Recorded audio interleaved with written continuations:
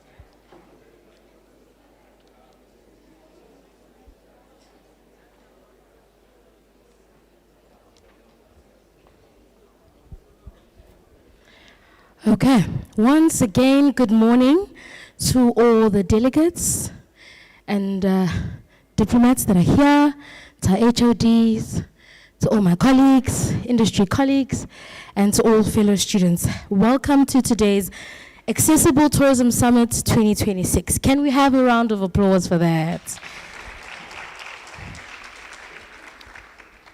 Today I will be your MC for the day. My name is Ms. Kanyisile Ngidi.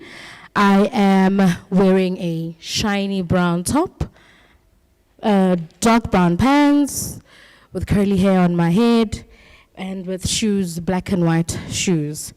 And you might be asking yourself, why am I describing what I'm wearing? Remember we did say inclusivity, right? So we are accommodating every single person who's in this room, whether they might be deaf, they're being accommodated. Whether they might be blind, they are accommodated, right? And various other disabilities that might be present in this auditorium. So without waste of time, I would like to welcome the HOD of Tourism and Integrated Communications to come and give her a message of support and do the official opening and welcoming of everyone. Over to you, Prof. Legata. Can we kindly have a round of applause for her? Can I hear a bit of ululations? Shouts? This is your HOD, right? Thank you, Prof.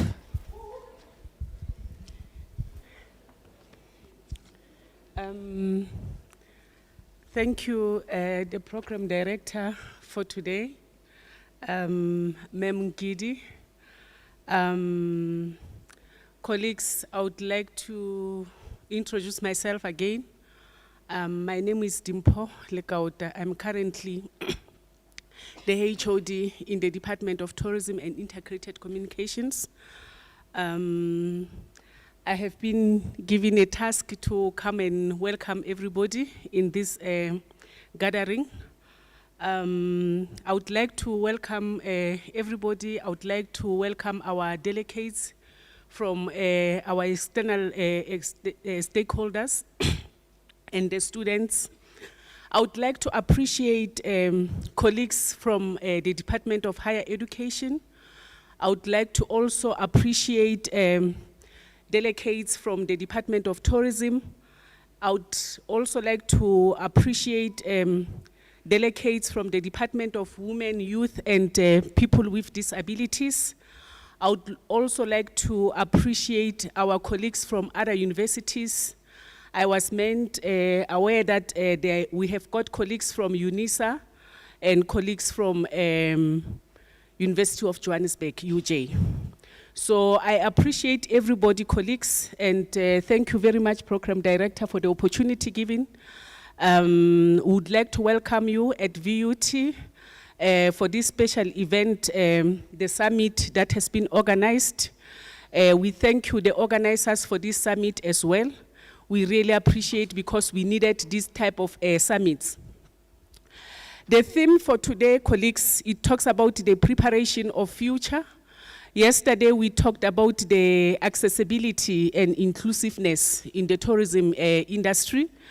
Today we talk about the preparation of future, whereby us as universities, we are very much challenged because it talks about the curriculum and capacity development.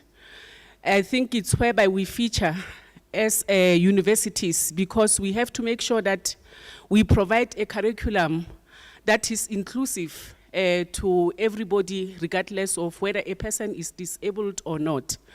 We are also challenged because we are building the capacity development of the students, and which is a concern to us, colleagues, because as universities, we are challenged in a manner that we have to make sure that the curriculum that we offer in our universities is in line with what the Department of Higher Education is focusing on and the Department of Tourism wants to achieve.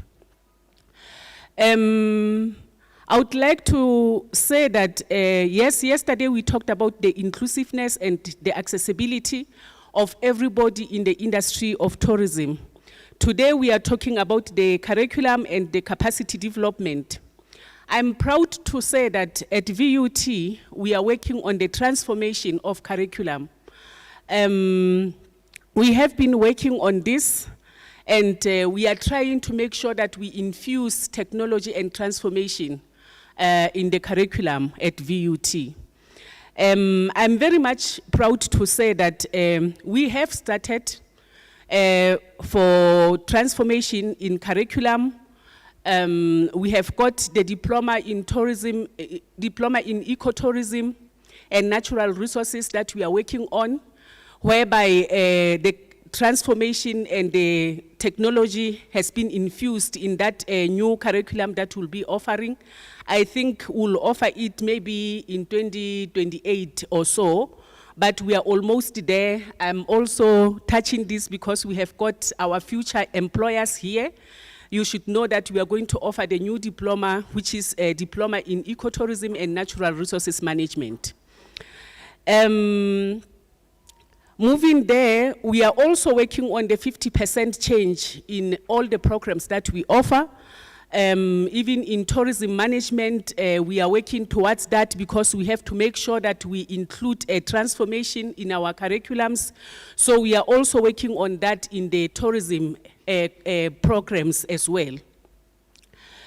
As we are talking about the curriculum change and the capacity development, we are challenged because we don't want to produce students whom they are not going to be employed.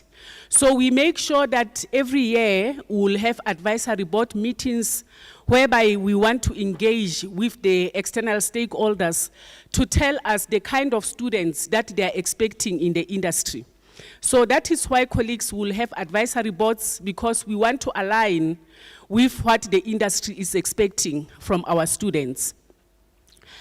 Yesterday, there's a speaker, Dr. Abros. I think he was from Germany.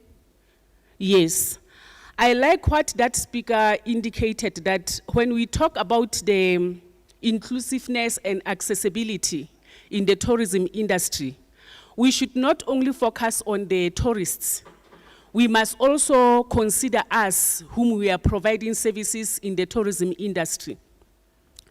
This made sense to me because it means that when we do the plannings for the tourism industry, we should also consider the students that we are producing, the capacity of students that we are producing from the universities. We should not only focus on the tourists that will come and access our facilities or provide, access whatever that we sell as the tourism industry. But we must also consider the students that we are producing. If, as the industry of tourism, we say that we have to be inclusive, we have to include everybody, we have to consider accessibility, it is an assignment to us as well on whether we are considering people with disabilities as well. I'm talking about this, I'm with Dr. Kaladi here. We met in different platforms. She's from the Department of Tourism. Doc, I'm giving you an assignment that we are producing students with disabilities, and we are trying to incorporate transformation in our curriculum. But what the department is doing, are you ready or are you planning to place these students in the tourism industries? Because we can't have students whom we have produced, but these students are not placed in the tourism establishments when they complete qualifications. So we have to make sure that the curriculum is in order, there's transformation, but the Department of Tourism also has to plan on where are they going to place these students. Do we have conducive environment for these people whom they are living with disabilities? That is the question that we have. As universities, we try by all means, we try to have some lifts to accommodate them and them to have accessibility to classrooms. But what is our Department of Tourism doing? We are producing these people. Are they going to get jobs? Are they preparing proper, conducive working environment for them? It must be done by the Department of tourism as well, to infuse, to make sure that all of our tourism destinations can accommodate people with disabilities. Program Director, I think I've touched everything that I wanted to touch today. I would like to thank you for this opportunity, and I would like to say that everybody must enjoy this summit, and the students, you are going to learn a lot from here. We always invite people from outside because we believe that you need to know what is happening in the industry. So please take this opportunity, ask questions whereby you need clarity for questions. I think that is all from my side. Everybody, please feel free. Here is VUT, and enjoy the summit, or enjoy the event of today. Thank you very much.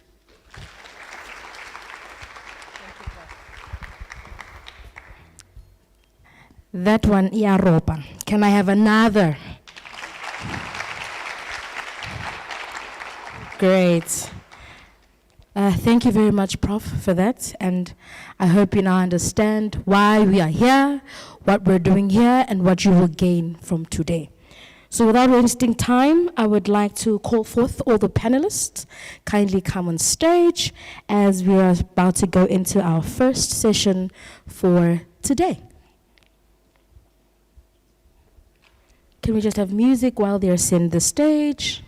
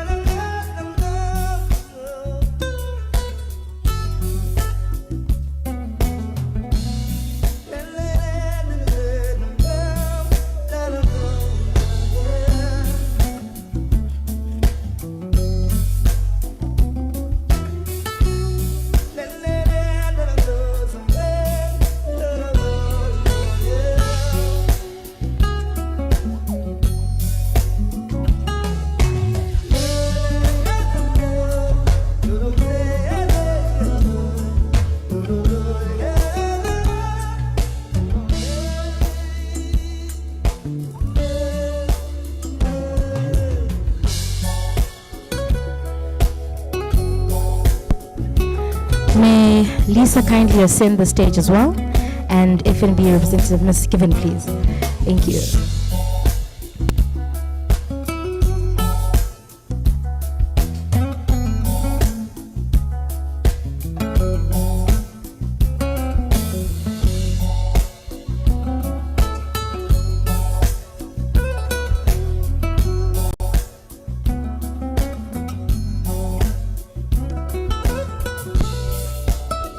Thank you very much, Sound. I would like to welcome all the panelists on stage. Welcome. And today's first session that we'll be entering is to examine how tourism and hospitality curricula can embed disability inclusion to produce a workforce capable of driving accessible tourism growth. And that is a discussion, and our moderator for the session will be Mr. Senzo. Over to you, sir. Are we all using the same mic? Yes, again. All right. Thank you so much, and good morning to the audience. Good morning to fellow panelists. I think today we are tasked with a very, very difficult subject matter that we need to tackle today, you know. If I look at myself as a person who's visually impaired, just for the audience, I am visually impaired, and I'm just wearing all black everything, black t-shirts, black vest, black shoes, black jeans, black shades. I think I even have a black mic in my hand. It's just that, it's all black, predominantly black.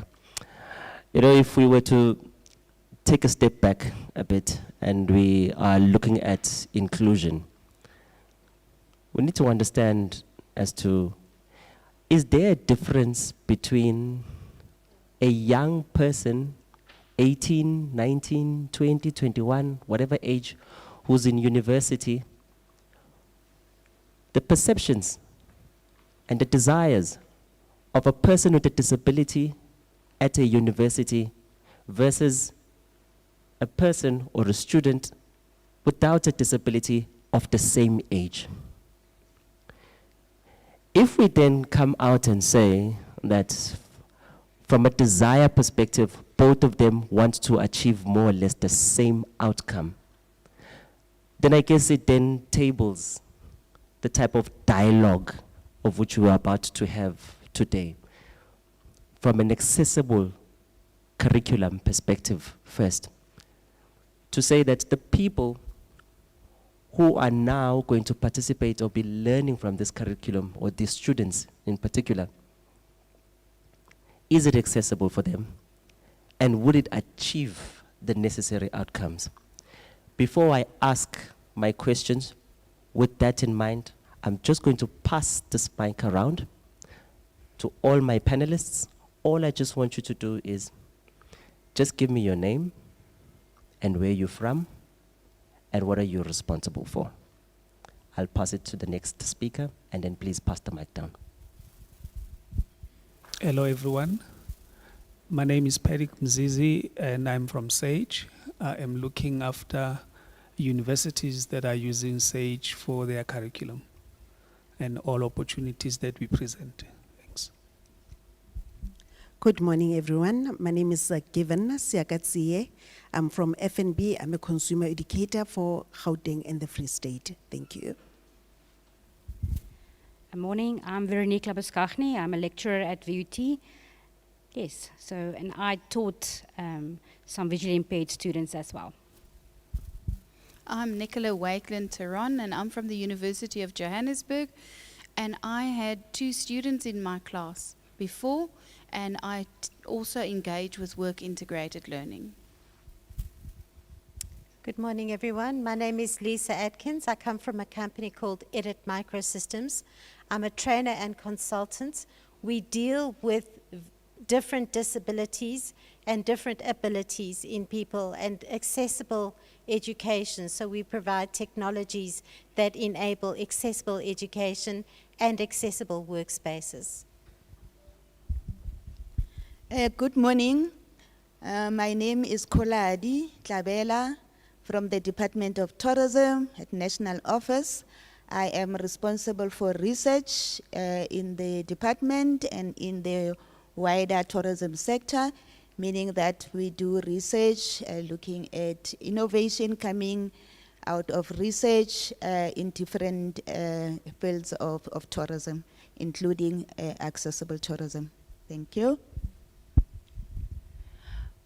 Good morning, everyone. My name is Nomsa Khatebe, a student, a postgraduate student in tourism here in VUT. Thank you. My name is Tawanda. I am a member of ANATHAS, as well as an adjunct associate professor of practice at VUT. Thank you.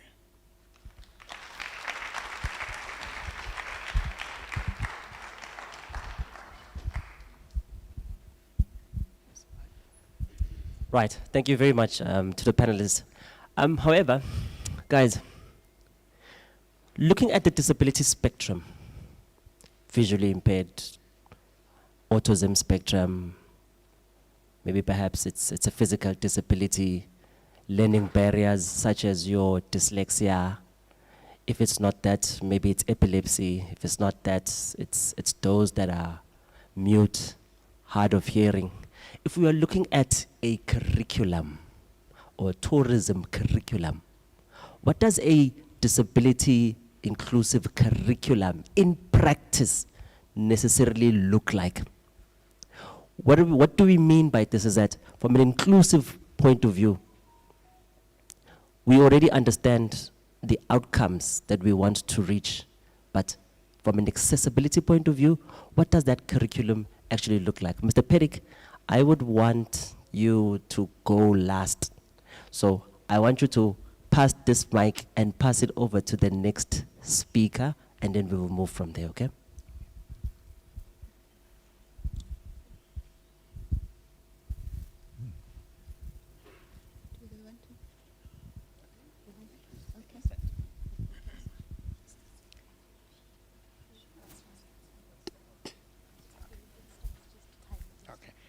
Thank you.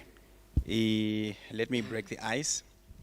So from what we have found in research, the curricula, somehow for it to be inclusive, it implies that there is need to look at the needs of all students without necessarily demarcating that this is for disabled people or this is for non-disabled people. However, that can only happen according to research through universal design learning or universal design teaching and learning that accommodates a number of various students who needs to learn. And remember, different students will learn differently. Some will learn through visual, some will learn through audio, some will learn through reading. So such aspects, from a teacher point of view, it's a need or it's a necessity. Then from the supporting aspects like the textbook, reading materials, etc., there is also a need for knowledge that speak to all spectrum of access needs. I think let me stop there.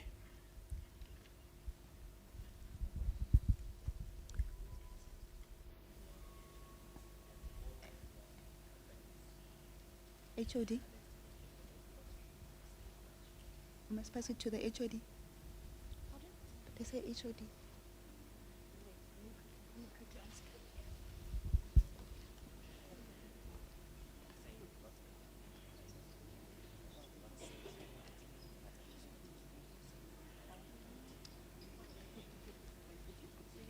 Sage and FNB should not answer, but just around VUTs, I think institutions, yeah.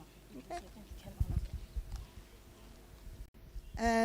Thanks, program facilitator.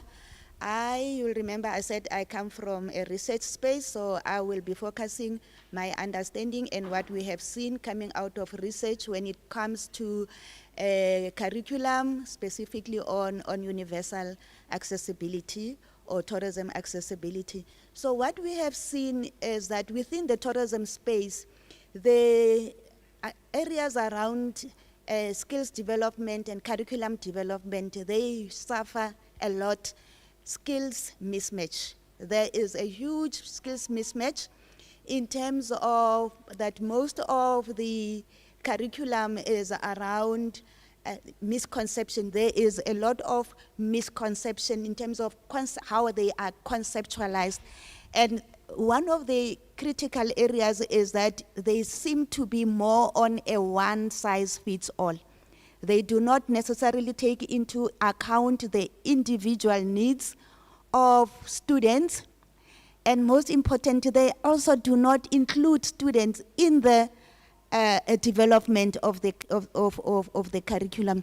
So what we found in the research is that there seems to be a kind of a top-down approach, which does not necessarily understand the needs of the sector, the needs of the students, as well as understanding how to prepare students for the future.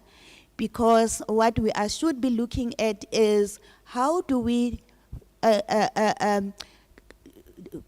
design curriculum that it prepares students for the future, because we're not only looking for students who, for employment purposes, but also for innovation, who can be innovation and come up with designs that will be able to disrupt the sector, and innovation that will be able to prepare students to be ready for the digital space that we find ourselves in, and as well as to be entrepreneurs. Not everybody will go the route of being employed, but also looking at entrepreneurship.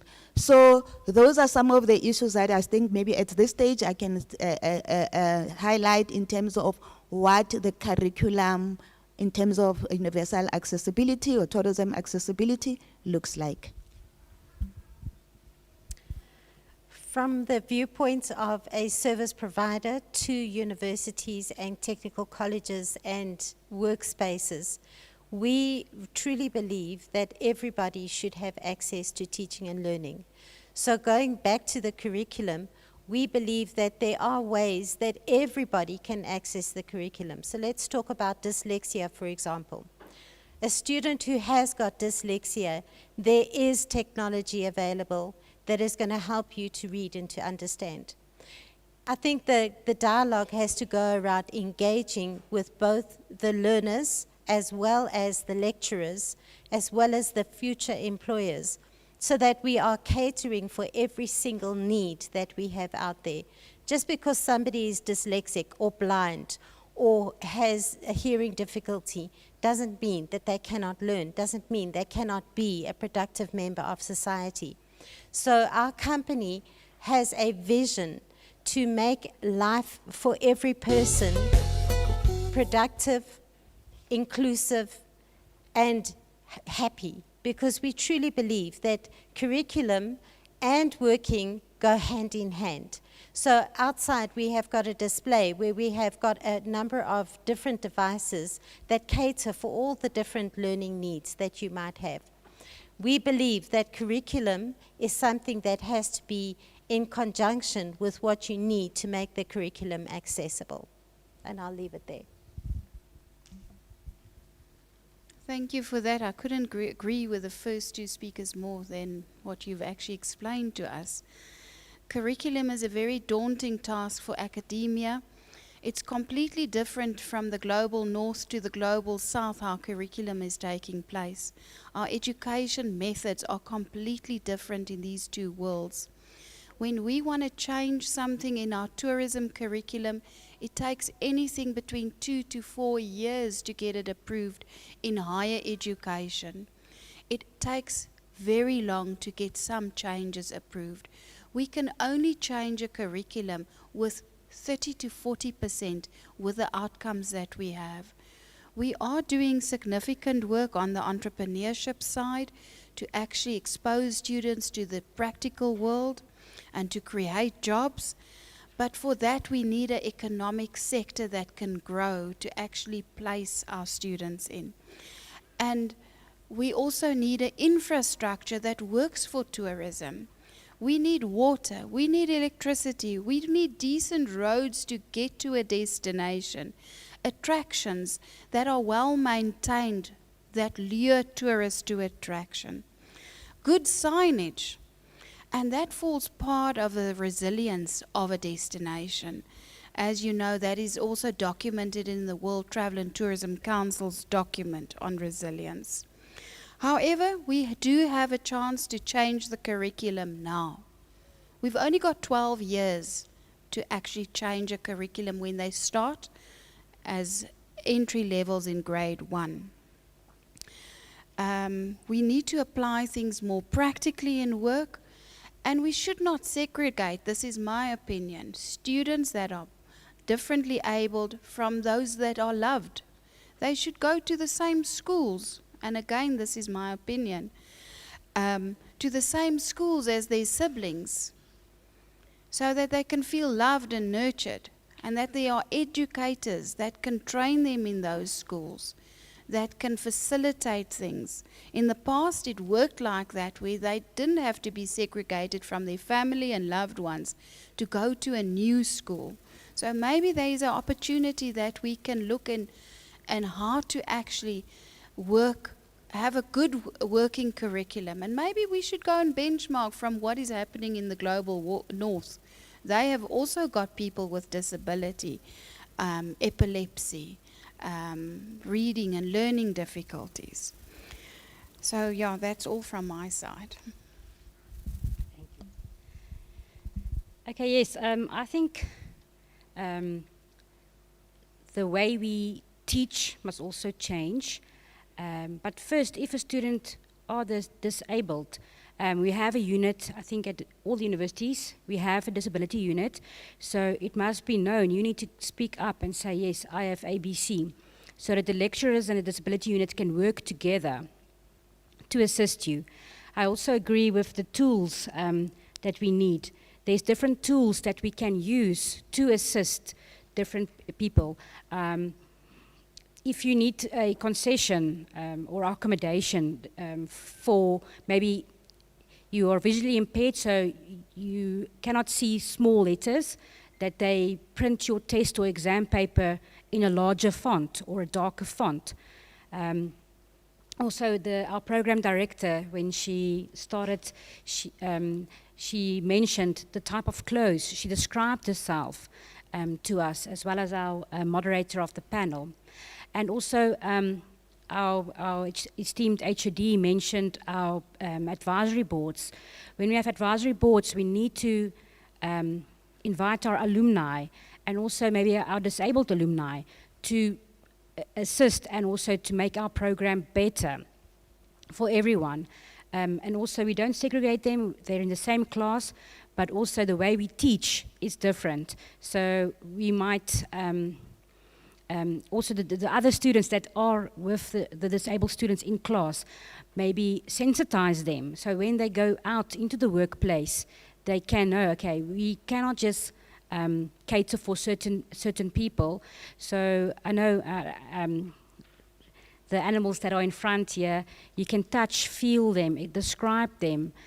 Also, when you go to the Kruger National Park, they have, when they describe the trees, they have braille so that everybody is inclusive. Or if you go to a museum, you can maybe get the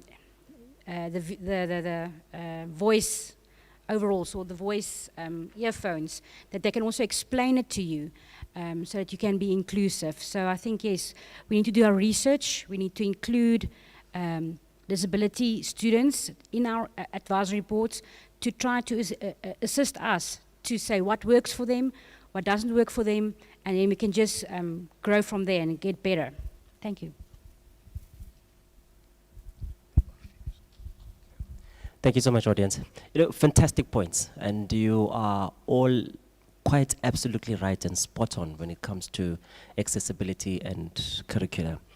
But I also want us to also imagine this from a reality perspective and a very practical perspective. I'm happy that the HOD is here and she's amongst us. I'm also happy that we also have people in the department as well. And this question, in a sense, not to create a dialogue, is directed right to VUT and perhaps UJ, who actually sits here on this panel. Because we need to understand that if we are now including more accessible tools into a classroom environment, and we are telling our lecturer to say, now you need to be accommodative of student X. I'll make an example, like myself, Senzo, I'm visually impaired. And I know that there is Braille, and I've learned Braille throughout my life. Fantastic. I'm now sitting at a university as a student, and I've been given this manual that I can read through Braille when I'm in a classroom environment or during a lecture. Number one, if that manual has 100 pages, more or less in Braille, that could translate to maybe 10 volumes. Volume 1, Volume 2, Volume 3, it looks like a Bible. It is too thick. That's number one. Number two, what you also get to find is that I could also be the reason that I am the one that's slowing down the class, which may lead to frustration from a facilitator point of view, which may also lead to frustration from a peer-to-peer point of view, which may also lead to yet another frustration when even my peers, when they want to assist me, but yet they still can't. However, the tools of accessibility are there. The curriculum is there. Even though the doors are open, somewhere, somehow, I am still going through issues of, this is actually now frustrating me. So where I am at with this is that HOD, if we are looking at accessibility, should we not be also considering the time factor, the sensitization of the facilitators or the lecturers who are going to be lecturing our students at that particular time, so that we know that slightly the program could be elongated by just that virtue of time? I'm asking this question, or if we are taking this into consideration, and I'm asking VUT and UJ in the panel.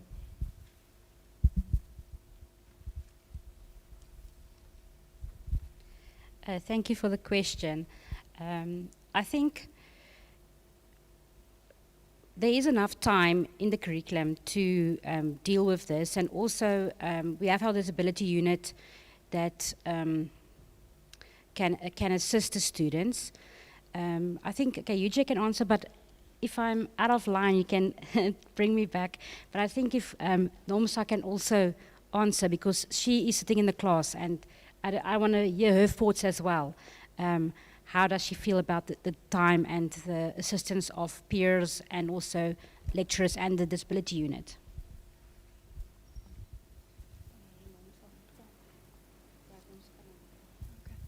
Yes, from UJ's side, I've only had 2 students in wheelchairs before, so from a deaf and blind perspective, we do have SciCAD on campus.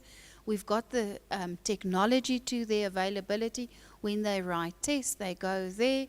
If they struggle with lots of volumes of work, AI assisted them to reduce the volume, convert it into Braille. We've got all of those facilities, and we've got dedicated personnel at SciCAD, also that are disabled in some form. Maybe I'm not using the right terms here, but they have got the capabilities to assist these students, which is wonderful for us as lecturers, because we co-create the knowledge and work with the curriculum together with SciCAD. We cannot do it on our own.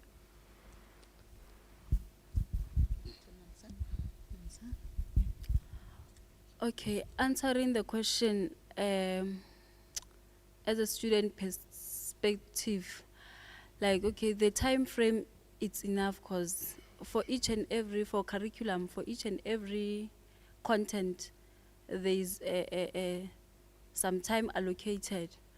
So what I have realized, or what I think maybe, the cooperation between the disability unit, the lecturer, and the student should be there, because I think if working as a team, then the flexibility will be there.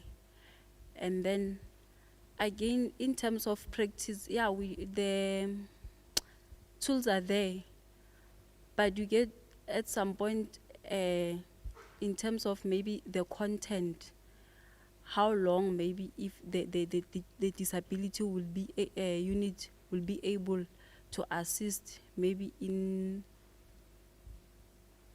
making the content conducive, or like being accessible for the student. So what I think it's the cooperation, and the curriculum must be okay,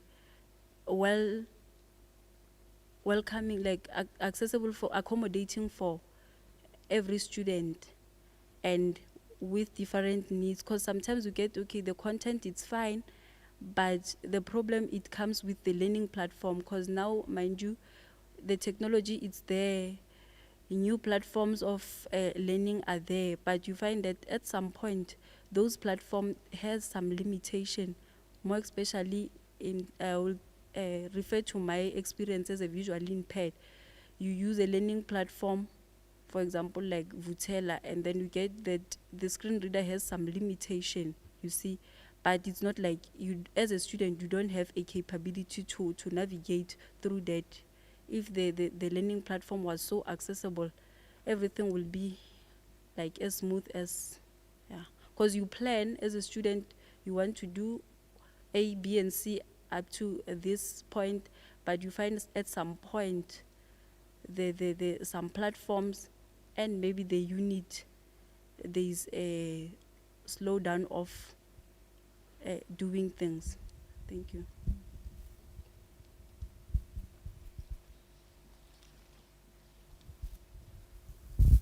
All right. Thank you so much with regards to that.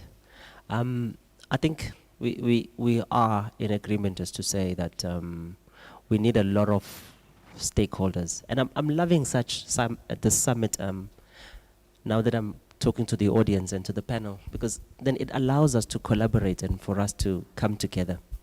And it allows us to imagine a world, I guess for now, that is unimaginable in layman's terms. However, I'd like to move on, but I don't want to move away from the whole curriculum topic. Universities. You know, sometimes when you look at a university, you think of a university as a mountain. But we all know that from a high school, almost 90%, if not 100% of that classroom, or those students who are in matric, all of them want to exit and go to university. However, when we are looking specifically at THLRC, I want to know if perhaps the curriculum that we have in our universities, does it align with the industry accessibility needs? In layman's terms, what I'm simply trying to ascertain is perhaps who's out of touch? Is it the curriculum and the university versus what the industry needs right now?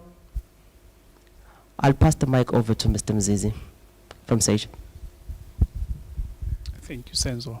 I think from corporate, what we find out is that the intake or what industry requires normally is not sufficient from what the theory that students have acquired from institution.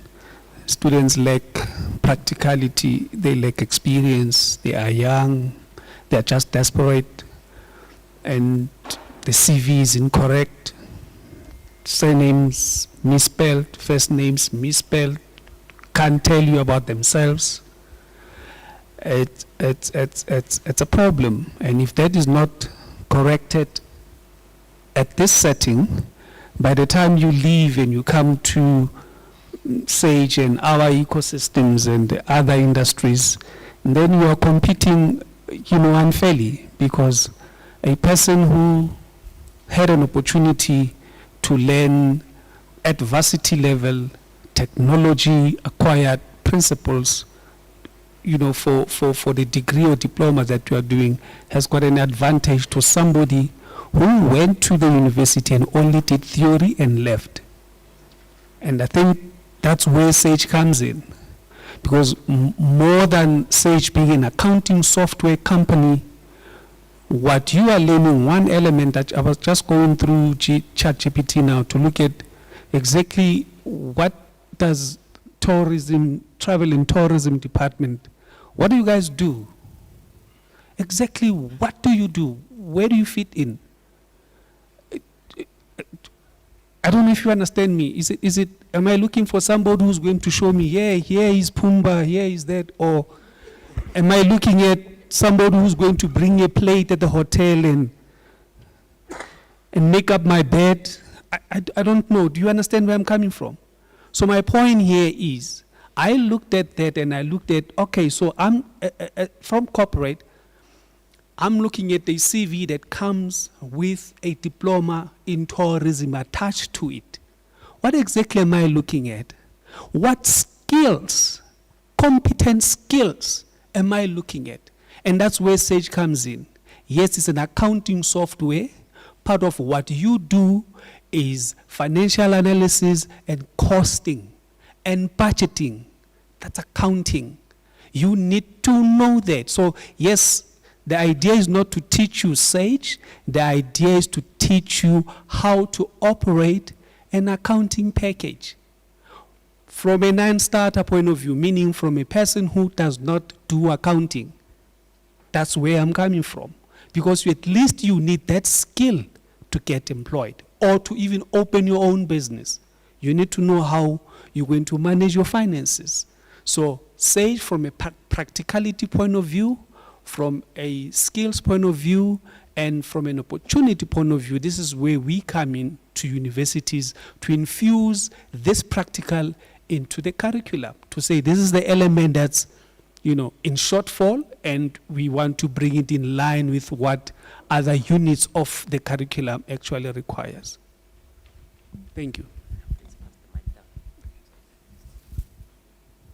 I can agree with you more about the curriculum.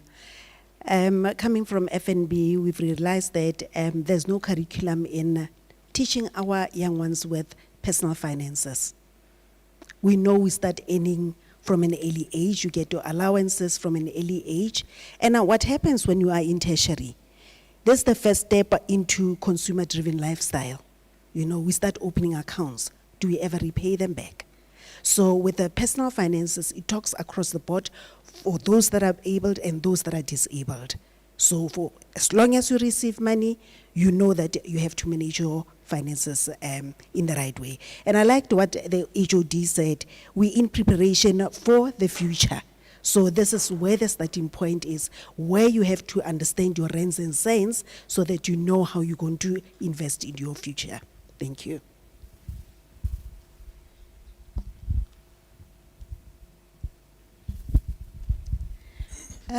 From the a research perspective, I can say we have seen that the curriculum that institutions develop, especially in accessible tourism, does not align with the needs of the industry. Industry have specific skills, they have specific requirements that they need, and I think this is where institutions are falling short. And the one area that we have also seen is that most of the curriculum is not informed by evidence-based research. So it's important that when we do these things, we need to work in partnership with the students, work with industry, different stakeholders, so that we have a clear understanding of what industry needs are. So in that sense, I think this is where an area where institutions have to be, looking at going forward. And most importantly, how do we prepare students? Because the industry is also not only looking at what they are doing now, but also the future. So they want to attract students who are also ready to take their companies, their industry forward. So innovation, very critical, digitalization, critical. So this is from the research perspective, that is where we're saying, let's do more research, especially in accessible tourism. There is very little intake of or uptake of research in this industry. We seem not to really understand the sector very well, and what we should be putting as part of the program in order to make sure that when students leave the institution, when they graduate and they are ready to go to the world of work, they become entrepreneurs, then they have the required skills. Maybe just to share with you a program facilitator that and I guess I'm talking to people who are in the tourism space and would understand that the sector, there are policies, there are strategies, there are frameworks, but one of the critical policy document or strategy is on the National Tourism Sector Strategy, which also highlights accessible tourism as a very critical area. And recently, there is a tourism growth partnership plan. One of the pillars is around job creation, specifically on capacity development, as well as capacity and skills development. And this is where the industry needs, understanding the industry becomes very critical, because in order to be able to create those jobs, in order to be able to capacitate the students, we need institutions to be able to understand and come up with a curriculum that is relevant to take the industry forward. Thank you. Anyone this side? Okay. Oh, you want to speak, Namsa? Yes. Oh, okay, Namsa wants to speak. Again, I agree with what the other speakers said. And then for curriculum, I think since I observed or I've been in a tourism space as a student, like tourism, it's more practical. Because even if you are learning the theory, I think maybe in terms of the curriculum, maybe the practical part of it needs to be more considered, not maybe as a part of the wheel program. But again, maybe at some point, if they can be some programs that have been included maybe in a curriculum from first year, because when you check, when you start from doing the diploma, in most books, when you read the theory, it applies most in the practical form of it. And I feel like if maybe we as a students, we've been exposed to the industry more often, like it will be hand in hand and more skills, because it seems like when you arrive out there to the industry, there's two different things that you have learned in class as a theory, and then what the industry is looking up to. So I think the practical part of it, it must be more emphasized in the curriculum more than the theory, because when you check, most of the things, it's more practical as the sector is it. Thank you. Thank you so much. I think I have 2 or 3 points to add on to what my colleagues were sharing. The first point that I would want to stress, maybe to put across, is VUT is involved in a research that is looking at trying to bring disability across higher education. The project is involving other universities. That's number one. Meaning to say there are some steps. However, the issue that maybe is of value, it's more onto the interest of the teaching staff or the interest of also the students, because it's a two-way kind of situation. And on top of that, looking at maybe material that is to, or that can be used in terms of teaching, learning, there is efforts that VUT, alongside others, they are initiating to engage almost every educator in South Africa regarding the materials that they are using. The aim is to understand the key authors who are already in circulation in terms of their material, so that they can be engaged and at least bring an addition that has got other topics that speak to disability and accessible tourism, so that lecturers, they can continue using the materials that they were comfortable with without reinventing another wheel. So again, the issue needs a cooperation from the educators as well as students. And maybe just to make it clear, this is not something that is far-fetched. If we look at Creswell textbook on research methodology, there is a textbook that they had an edition that spoke to South Africa from a research method point of view. So this is not something that is out of the world that we are trying to bring, so that inclusivity can be part of the teaching material or sources of material that can be used. Then it poses a bit of question or an aspect that we also as VUT working with others, and when I'm saying others, I mean we have various members who are in the disability space within others. So we are also intending to bring mechanism or ways for teaching and learning that embeds universal design, because we have the background that not every educator in the tertiary institutions has got an understanding on universal design, teaching and learning. However, there are efforts that are in progress. However, within those efforts, that's where we need the ecosystem that speaks to students, that speaks to educators, that speaks to others, industry, stakeholders, because while that universal design, teaching and learning is to be rolled out, it needs to speak to the workspace or workplace role sizes. Then another issue that I will overstretch a bit, it's issue to do with educators and students being part of the transition.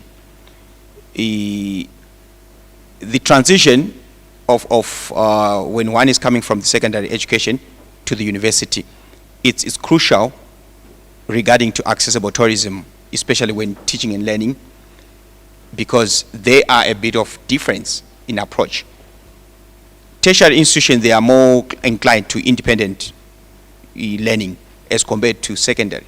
So those aspects, they are vital to be brought into picture even when reviewing curricula. And that also somehow, there was a speaker who spoke of issues of careers and issues to do with tourism. There are no specific competence that are easily picked up even when you search on internet. I kind of agree, however, there is a way that, if I'm not mistaken, UJ is working with a member of ANATHAS. It's work in progress so far, whereby there is need to engage on how to develop a non-academic tourism career. Because in academics, it's clear. You do your degrees until you are at the apex, that is PhD. You can be a lecturer.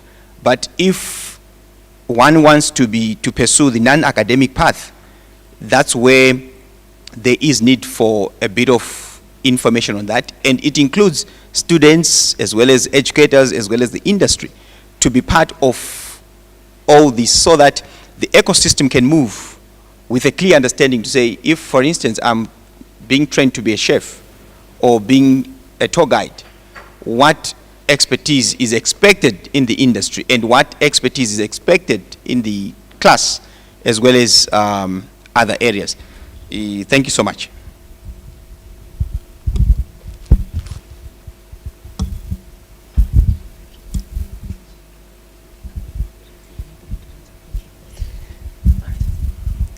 Thank you so much, panelists.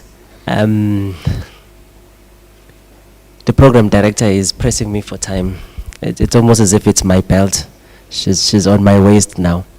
However, moving forward, I just want us to continue with the time that we have.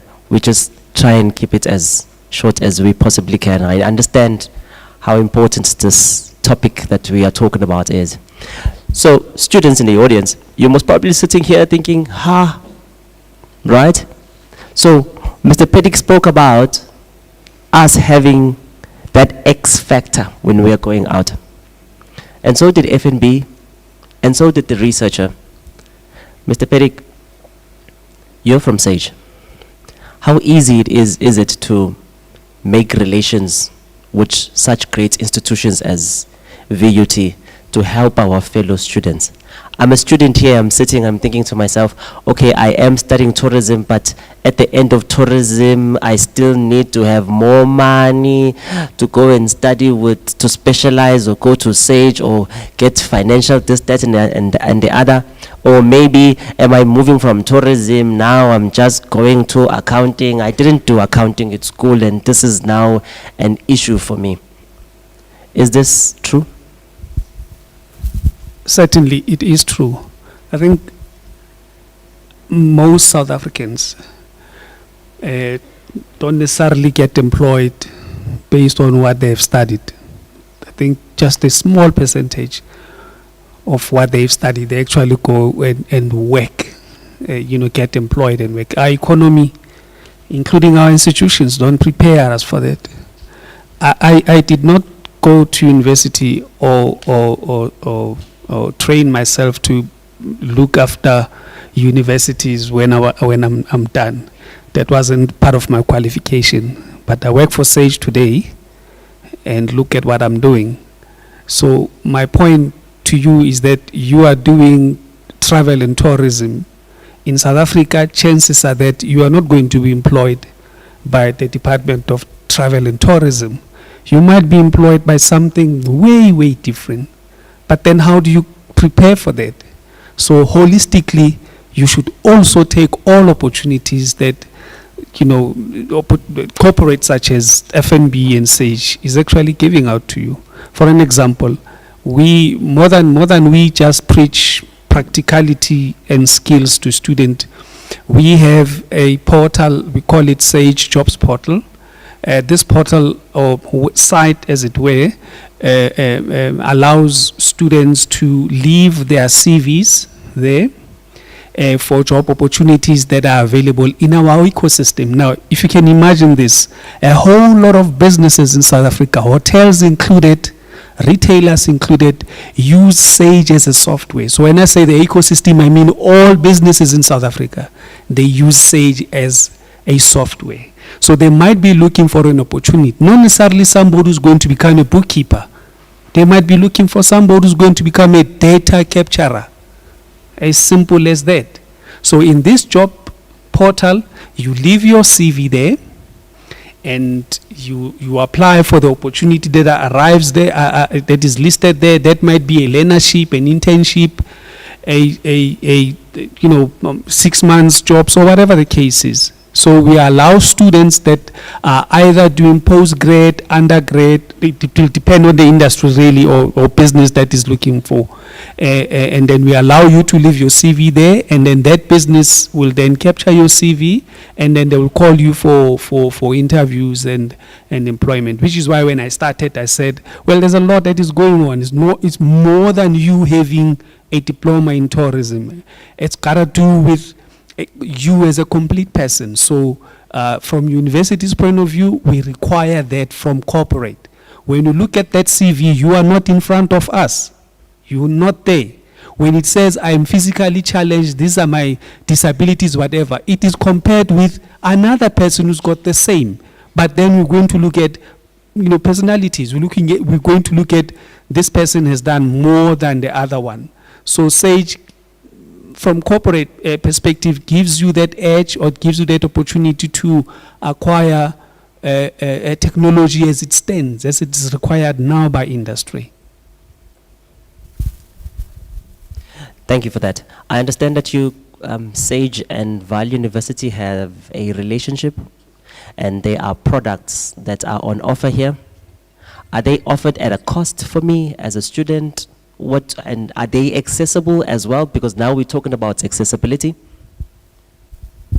Yes, VUT falls under the Sage student program from Sage. Already we have programs that are running at the accounting department.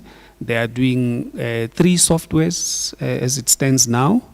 And obviously, we have students from tourism now. We're giving the same opportunity to you as well. And the cost is free.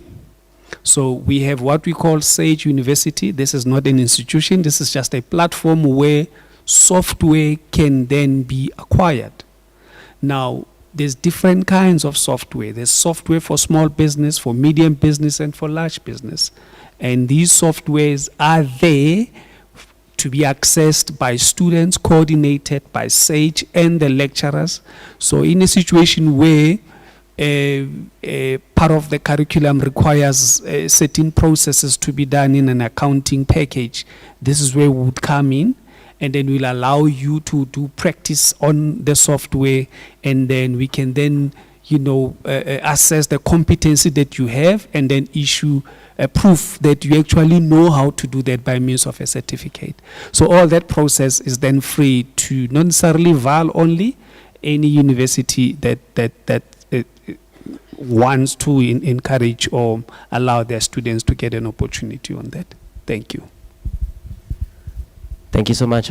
Because now, the thing is, at times, as students, we're always thinking, it's this, it's that. You know, I've already applied for NSFAS. They've already given me so much. Now I must go and apply for something else to have an X factor. But we like the idea or the suggestion that this is free of charge, and it doesn't necessarily disturb my my path at the university, but however, it is now an add-on, and it is well integrated within the VUT. Now, I want to take this conversation slightly a bit forward, and we are looking at universal design, learning and teaching, and a lot of the panelists who actually sit here have touched on this matter, and I want to sort of kind of combine this and add research to it as well, to say, when we are looking at universal designs, when it comes to tourism and comes to industry, and we are looking at this picture holistically, from an entry point of view, to say, when that tourism student walks in here into the university and begins that first year, what they need to know, how they are taught, how is it accessible, versus what the industry wants and the industry demands and needs. So from a learning and teaching perspective, that universal design model, how important is it for us to try and incorporate that? And if we are saying tomorrow, this is what we wish to do, then who are some of the key stakeholders that we need to include with regards to this? FNB, I'll start with you. Thank you so much. Very important that we need to look at our finances. Firstly, we're talking about understanding your money through budgeting. You'll be getting enough success, you're getting allowances. And then secondly, we're talking about growing your money through savings and investments, right? Because at the end of the day, you're left with something after budgeting. Where do you take it? Do you entertain yourself some more, or you cognizant into having to save a bit, because there'll always be unplanned expenses that you will be faced with. The third one is managing debt. Students open accounts almost at every corner that they get. Cell phone here, shoes here, entertainment here, hair and nails. It doesn't end. And by the end of the tertiary years, you over indebted, and that closes doors when you go and seek employment, because that's what they do. They pull out your credit record, and if they notice that you are over indebted, and you're done. And this is where we talk about the credit bureaus, we talk about the different types of lenders that are out there, and what do you do when you are over indebted. You don't run away from the 087 numbers, you don't run away from the private numbers, you face your creditors head on. Then there's the protecting things that matters. You're going to go out there, and when people know that you're getting some form of stipends here and grants here, allowances, and you're going to sign contracts that you don't understand. So understand what you're getting yourself into, know the inclusions and the exclusions of your contract. And then lastly, we talk about leaving a legacy. You will be accumulating assets at some point. Who's going to own those assets? And secondly, the second part on leaving a legacy, you're going to retire. The first thing that you need to think about when you get your first job, that's having to think about retirement. Open that retirement annuity. Save for your investment. And closing on this, we fall in love, we get attached, and we forget to talk about personal finances in our relationships. My question to you is, will you know? If you don't understand your personal finances, will you know the type of marriage that you will be entering into? I'll leave it at that. Thank you. Can I speak? Okay, thanks. Yes, I think first of all, we need to be proactive rather than reactive. So proactive is we need to do things before they happen, to have solutions before they happen, rather than, okay, we have now a student in a wheelchair, for example. Now we have to build ramps, etc. So in that sense, we need to be proactive. Regarding the universal design for learning, they have it has three core principles. And they are why. So why do we study? Hopefully you all know why we study the things we do. Then also, what do we study? What subjects? And a thing that maybe we can think of in the future is to have electives. So students can choose between subjects that are more interested or that are more in line with what they want to do when they start working. And the last one is how. And this is, I think, where it gets important, how we study or how we learn. As we've mentioned earlier, there's different types of learners. And one of the speakers mentioned auditive, visual. Like if you, for example, have ADHD, you cannot sit still and learn because nothing will go into your head. So you want to walk around, maybe touch or feel things while you study. So you need to think about that and also incorporate that different types of learning skills in your class. I don't know if there's some of my second years here, but I try to each and every time do a different study method with them. If you study with a mind map or if you study with naming things like acronyms to remember things better. So that, I think also we have the student counseling, CAD, we have that facilities available to maybe test you to see which type of learner you are.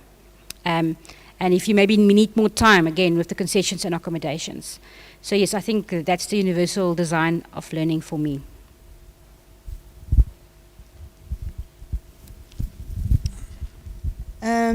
When it comes to universal design, I think one of the things that we should be considering is using needs-based approach and avoiding a one-size-fits-all.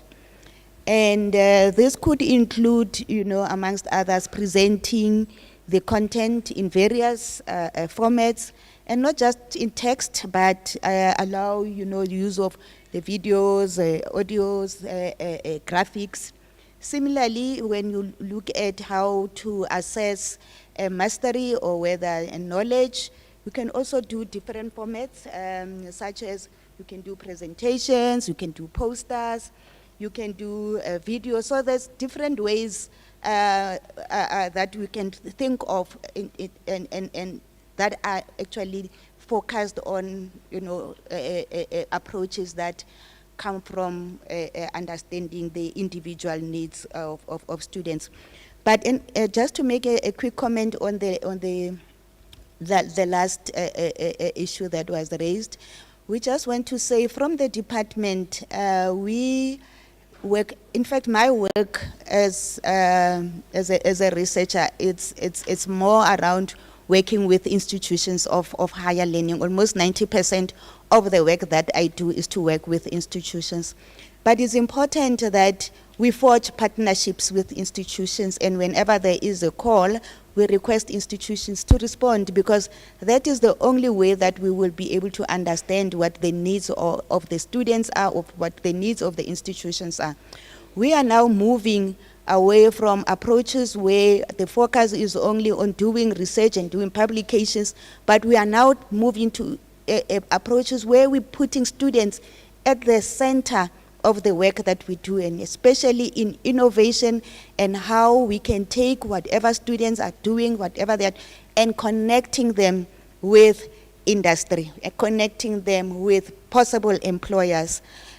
So we are calling up on BUT as well. We are available.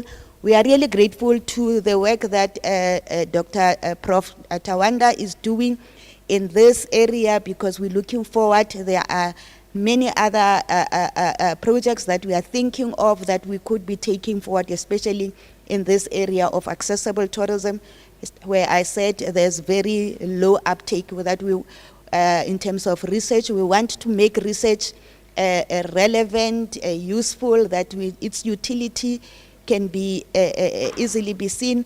and convert the research outcomes into tangible solutions that students themselves must be able to develop, and then we can connect them with possible institutions and employers. Thanks, Prof. Thank you so much.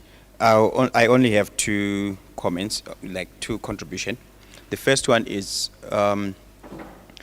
as part of the assignment I was given by the faculty as an adjunct, we are developing a research niche on accessible tourism. So that speaks to research, and we are glad the department is also interested to engage with that. We definitely are going to respond to calls. Then the second one, basically looking at universal design and learning, teaching and learning, as a build-up towards establishing that research niche. We are to spearhead on how reasonable accommodation can be part of the whole curricula and the system from the faculty throughout the faculty first as a pilot. Then that will address the needs of the student in its totality, as well as facilitating capacity development for the staff that are to engage with the students. Thank you.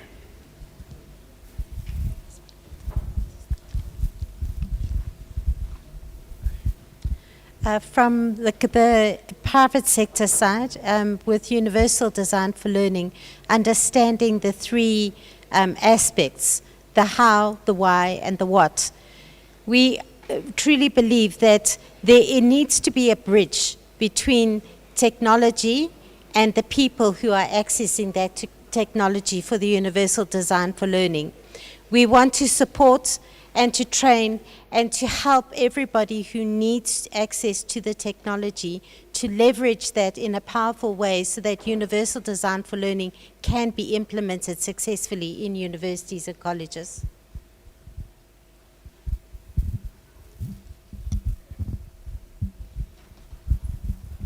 Thank you so much. With regards to that, panelists, we are almost to the end of the session.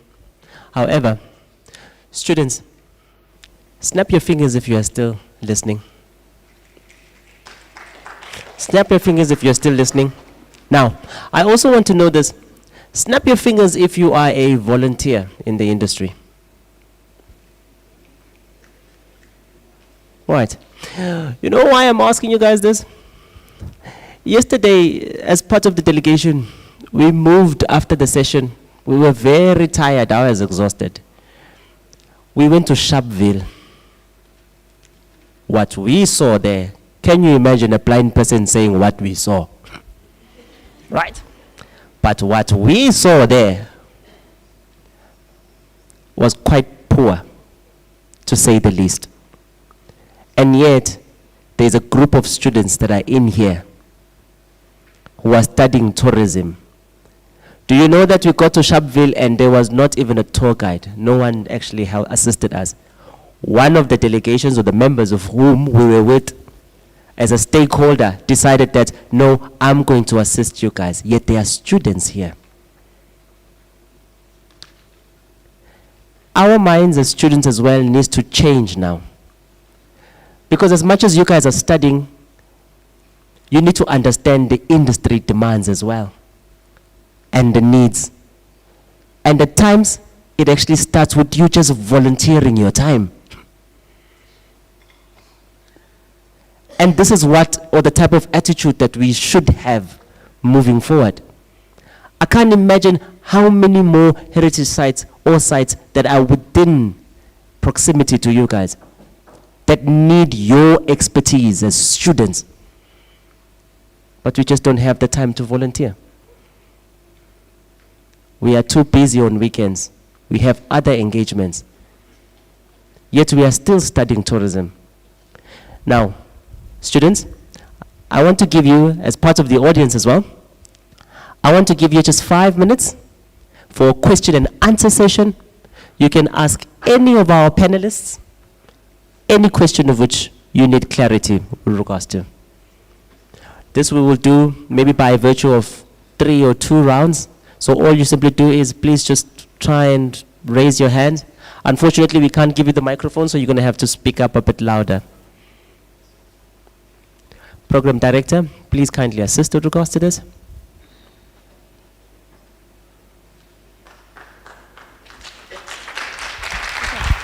They said to be passing around the mic, so we just take questions. Taking questions, just questions. Okay, can I just take the mic? No problem. Thank you very much, Mr. Senzo. So at this moment, I'll be taking questions from students.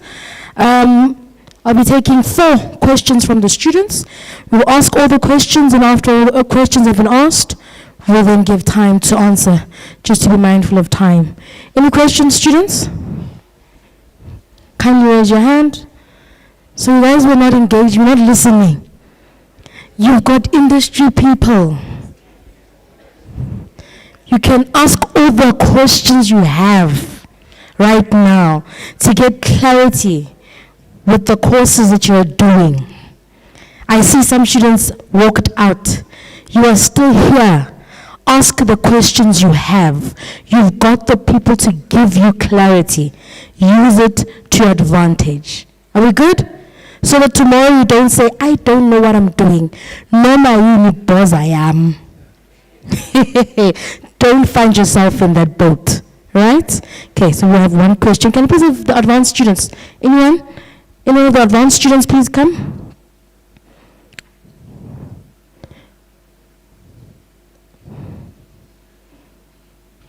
Any of the advanced students, please? Okay. Please help me. You, sir. With the red shirt, number 1, 2. I don't think I've got active students here. I'm going to rethink my life with this one. Please pass it down to her. My question is, since I'm a first year doing tourism management, we are doing accounting skills as one of our modules. So we were told that after this year, we won't be doing accounting skills anymore. So how does it run back again at the end of our course?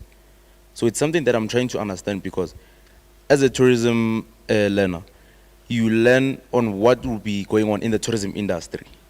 So it's a bit mind puzzling, especially when you know that tourism in some way, it has businesses, but it's never included in the finances mostly, because you deal with people, not finances. That's what I know.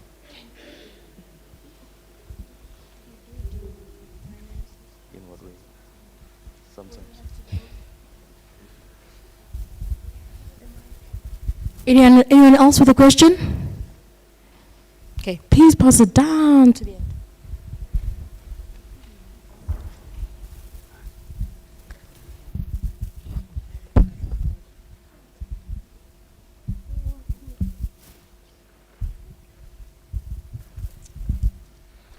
Yo, I'd like to greet you all.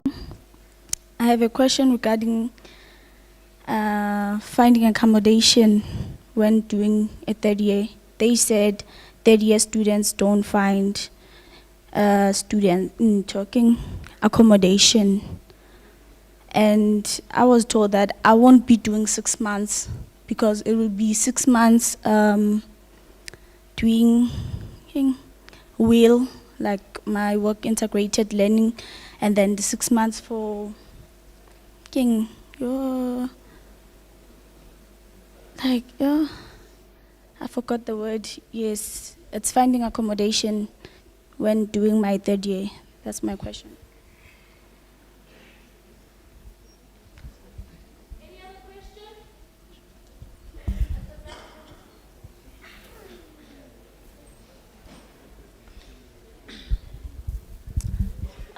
All protocols observed. My question is based on the course that I'm doing, which is ecotourism. I just want to ask, is it possible for me, like this year I'm doing my 3rd year, so next year probably maybe I'll be doing my advanced. So is it possible to, after I'm done with my advanced, is it possible to change from ecotourism to environmental scientist?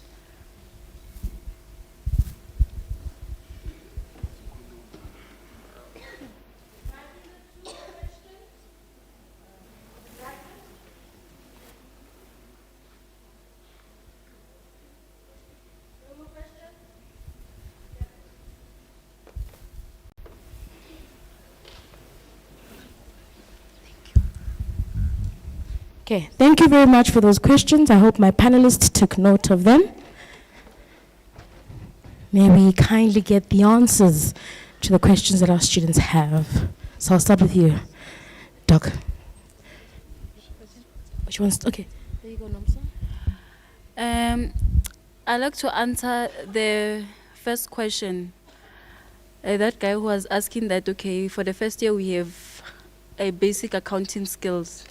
Why should we have? Because we're dealing with people, not finances.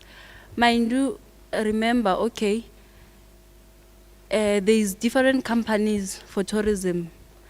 Ne? And then you can find maybe at some point working for the Department of Tourism, for example, and in finance department, you see. So at least if you are having that skills or that basic skills for accounting, or one day you wish to open your own tourism company or tourism business. So if you don't know nothing about finances or basic skills for accounting, what are you going to do? So do you see how important it is for you to know or to have that basic accounting skills? I think maybe I answered you. Can I give you for the first question? Okay, thank you. Thank you. I'm going to respond to the first question related to the knowledge of accounting at basic level for first years.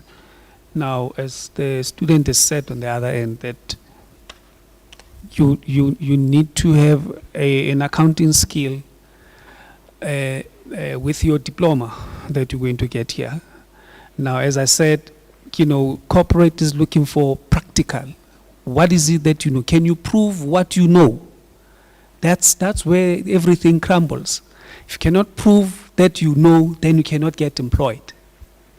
I'm from corporate, and to see everybody quiet as if what we're talking about here is still coming. Like you guys are relaxed, like, hey, do you know what? Whatever they're talking about doesn't involve me. I still have got 3 years to study, then it will apply. You are very late if that's what you are thinking. Competition is rife right now. One opportunity that industry advertises, you've got thousands of people applying for that. Thousands. I know because I'm dealing with that. We've got an opportunity now at intake that ends in June for internship for students that are doing not necessarily a specific course, but that have completed a specific undergrad qualification at varsity level. Now, what it means is that when we take your CVs, when we look at your CVs, we look at what can you do? Because you're not there to speak for this CV. We're looking at it. So it is very, very important to become an opportunistic, to be opportunistic in life.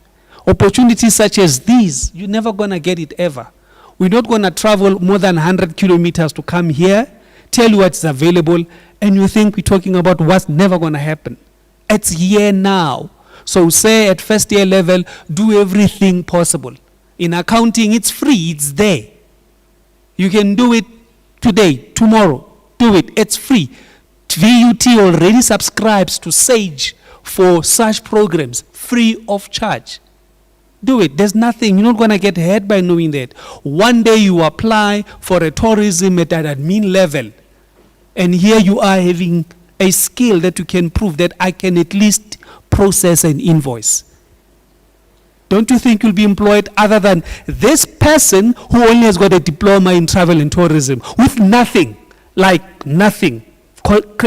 Content creator, that's about the only thing they know how. That's it, nothing else. So this is important. Travel and tourism contributes about 6.8% in the GDP. That's about 600 billion rands in our GDP. Very important department. So it's crucial that we can impart what is relevant to you guys. Very crucial, very, very important. Now, if my people really, you look this relaxed, I'm shocked, as they say. Listen, I'm shocked.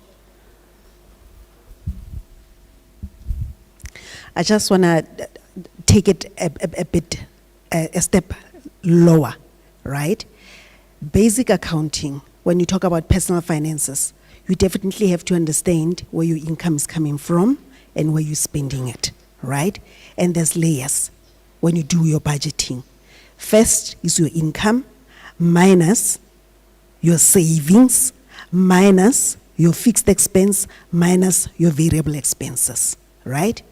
What are you going to get afterwards? Either a deficit or a surplus. What do you then do? You have to make choices right there. When you are on a deficit, it means you're going to end up being in a debt spiral. You're going to go for loans, you're going to go for credit cards, and.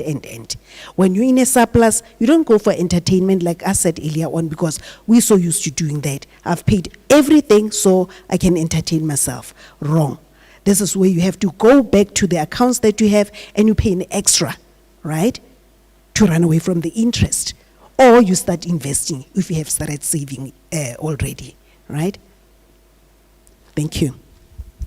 Thank you. I just want to add, tourism students, when you have your entry requirements, we don't require you to have accountancy at grade 12 level. That's the first reason.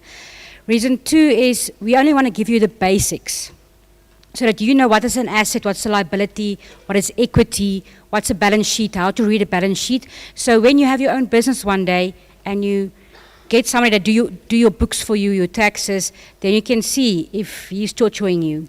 So that's why we don't do accountancy for second and third year level. Okay, that's on that one. But there's free courses you can do to sharpen your own skills, your soft skills, your extra skills that is not in the books that we teach you to make yourself marketable in the market. The other question, I think Monty, you can also add to this, but the work integrate learning, that is out of our hands as lecturers. So you must take that up with the hostels or the accommodation or the finances at varsity, that they only give you or they don't give you accommodation when you're doing well, but as lecturers and staff, we urge you to go and look for in-service training close to your home, so that you don't have to pay accommodation. And I know some places will give you accommodation, but not all do. So that's why also you have to go early and go and look for your own in-service training, and then ask Mr. Monty if that is acceptable for your 6 months training. The ecotourism lady, I think you can also assist Mr. Ngidi, but after you've done your ecotourism, then you want to do advanced.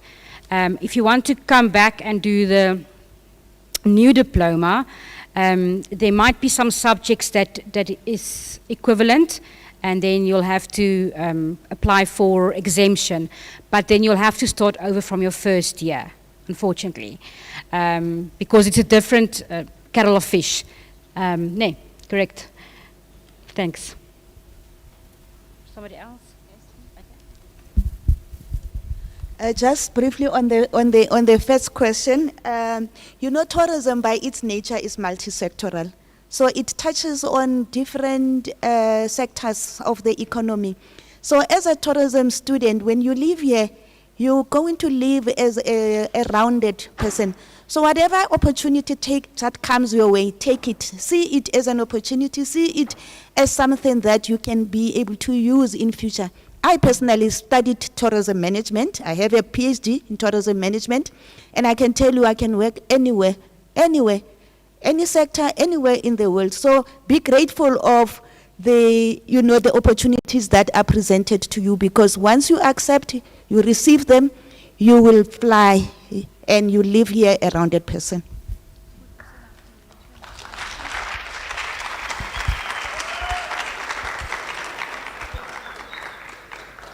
I would just like to mention that to take up volunteer work, I know it's not the ideal because you're not getting paid, there's no stipend involved, but in that space, that's really where you learn the soft skills, communication skills, collaboration skills, critical thinking skills.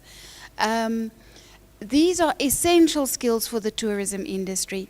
If you participate in volunteerism, lots of opportunities exist. You can travel with these programs overseas.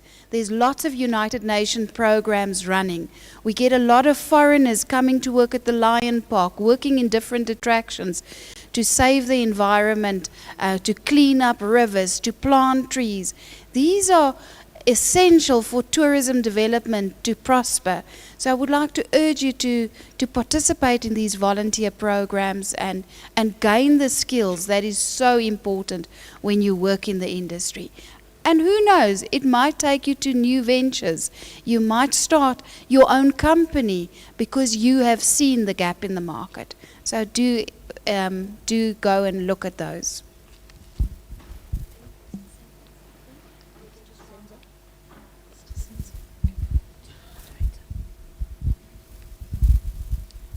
Thank you so much. Assuming there are no further questions, and we will close the Q&A. Is there one more question? Please, can we pass the mic over to the person, the relevant person? As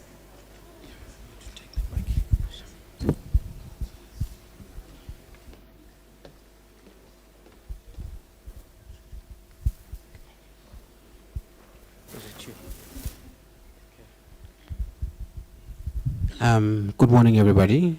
So I work within the disability sector within higher education. And so my question relates to, I'm not sure if perhaps this has been covered in the conversations or the discussions, but one of the biggest challenges, I suppose, we would face within the disability sector is perhaps knowledge of what is available for people with disabilities within the tourism and hospitality sector. We, obviously within higher education, we mainly focus on academic performance and so on. And so we deal with things such as curriculum development. But within the space itself, if I'm a person who has a disability, suppose I'm blind, I'm interested in joining the hospitality and tourism space. What is available for me? How do I find it? Where do I go? And how, who do I engage with? Because I think that's information that's largely missing, even within universities or privately owned institutions that perform this very amazing work. Thank you.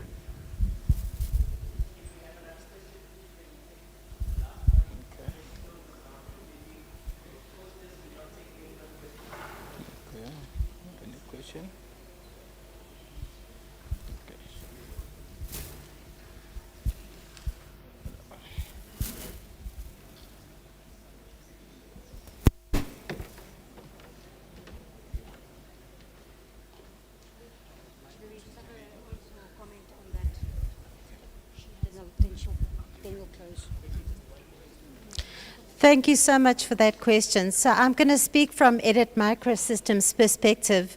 We do cater for all sorts of abilities. So let's go back to that tourism example. Let's say there's a blind person who wants to go into hospitality and go into maybe being a chef. We have devices that are freely available that you can access that can speak to you as a visually impaired individual. So we've got talking appliances, we have liquid level measures, we have a number of different devices that can be used in the hospitality industry.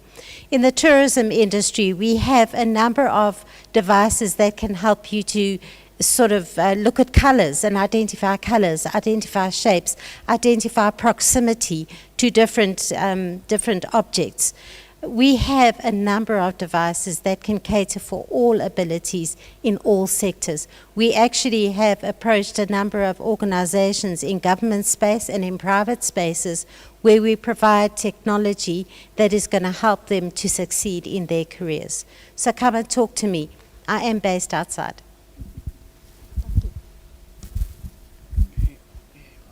All right. Panelists, any closing remarks with regards to this so that we can close the session? 30 seconds each. Thank you. I think from my side, spoke about two important things. One, Sage University. This is where software is available for free. Secondly, Jobs Portal. Whenever you feel like you're ready for employment, visit that site. I'll leave that with the universities available. You can leave your CVs there for employment sake, opportunity sake, internship programs, learnership programs, bursaries, any other opportunity that our ecosystem is giving. So look out for those two things. As an F&B educator, I'm here, I'm available to come and assist you. I've got workshops that I run, 6 hours workshops or 3 workshops at times 2 hours, or an hour times 6 workshops where I unpack all this relevant information to you, right?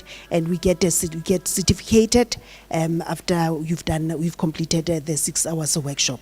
Also, we do have the FinSense site where you can access the content post the workshops that we have run. So I hope to see you there.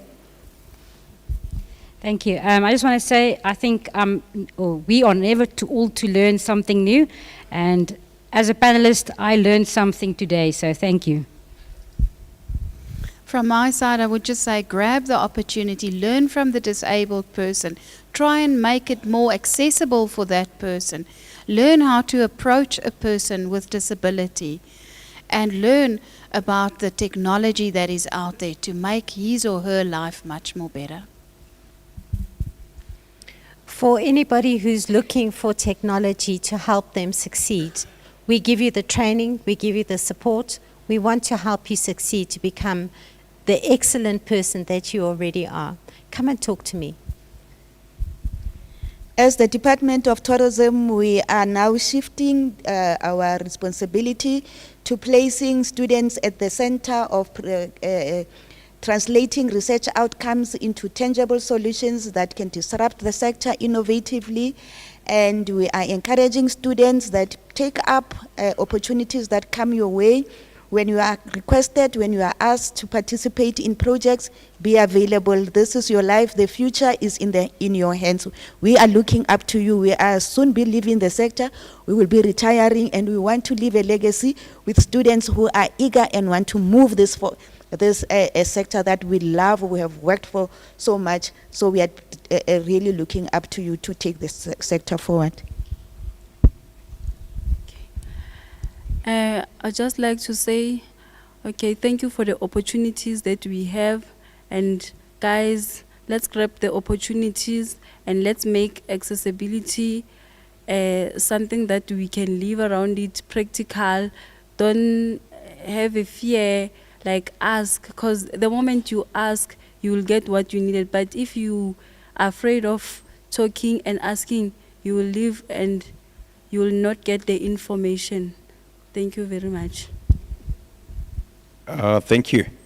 Let me first respond to what the gentleman asked.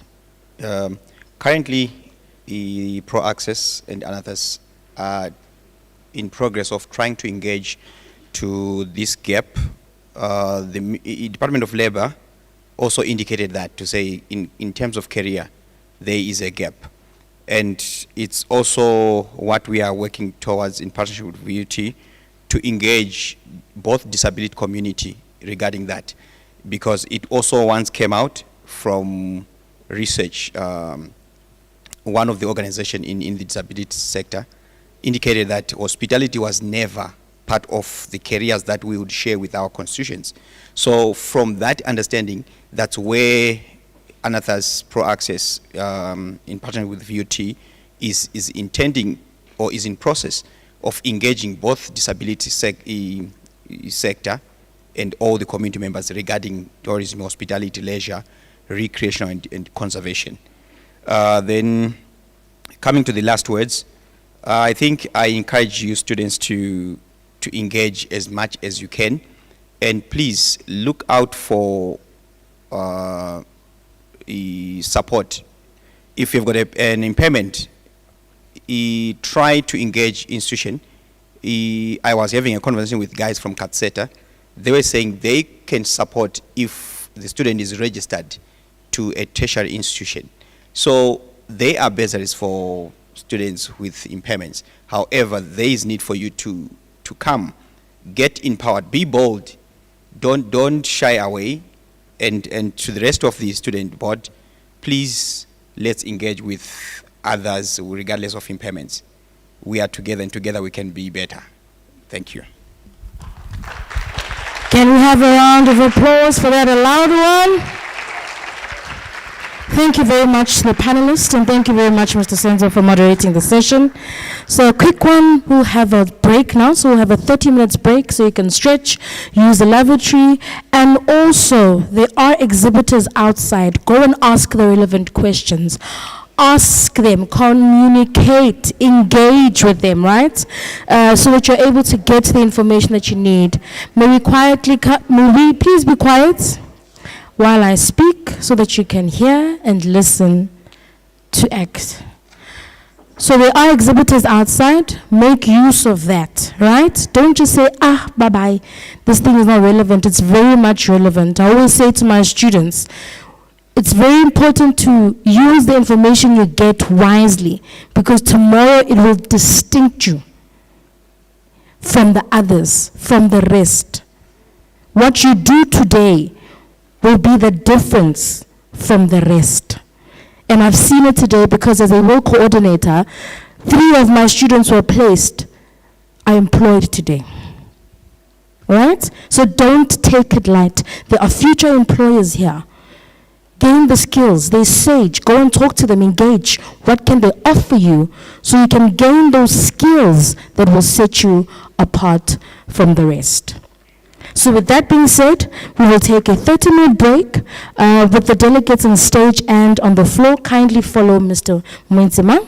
He will direct you where you will go. And students, please just stay around, engage with the exhibitors outside, and we will come back at 12 and convene the next sessions. And at 2 o'clock, we'll break for lunch. I know you guys love food. So you can clap for food, yes. So you will definitely have food, you have refreshments, so you are not sitting here mahala, right? You're getting the knowledge and your tummy will also be fulfilled. So thank you. The session is adjourned.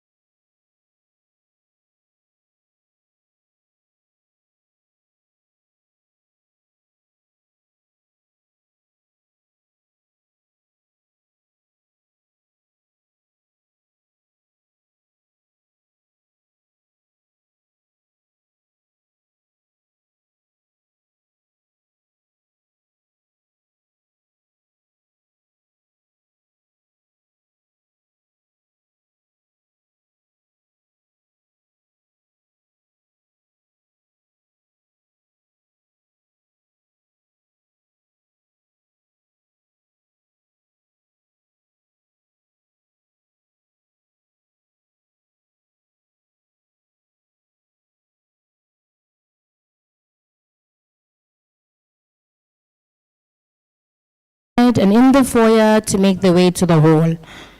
So we can start, push for time to finish early as well, right? It's a Friday. I'm sure you guys want to go and rest. Oh, you're not resting. What are you doing? Want to zap? I hope when you are zapping, you are also doing your assignments. While you are entertaining yourselves, I hope you are submitting and studying for tests, right? Live a balanced life. Okay, may I just get assistance with that? Everyone who's outside and in the foyer to make their way to the hall so we can continue and close off. You can get your food and have a beautiful weekend ahead.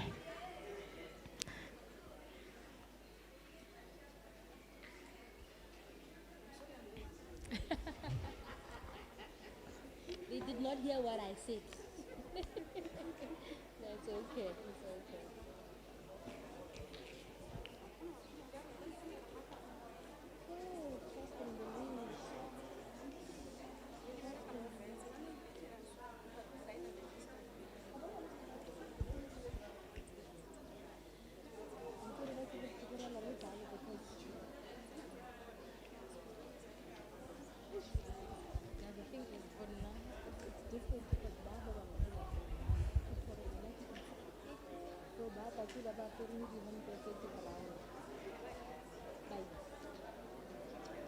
Oh no, my students know. So, that was so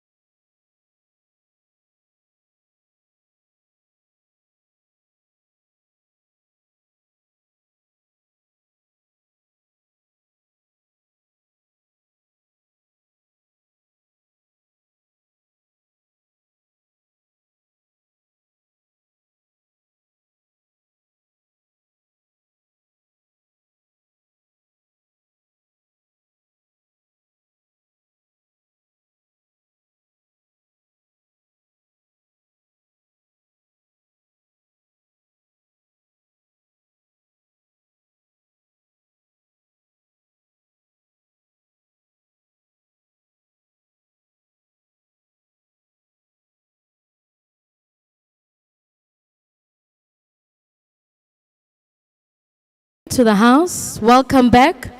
I hope that was a well-deserved break. Your minds have been refreshed and you are ready for this next sessions that we're going to have. So, right now at this moment, I would like to call forth an entertainer that we have amongst us. Right? So we're not just here to talk, but to also empower the talents that we have amongst us. And I would like to call forth the following person. Please make your way speedily to the stage. Masipala, the poet. Can we kindly clap for the person? Ululate, celebrate as we welcome them to the podium. Masipala, the poet. Kindly approach the stage and show us what you are made of. Masipala, kindly come to the stage.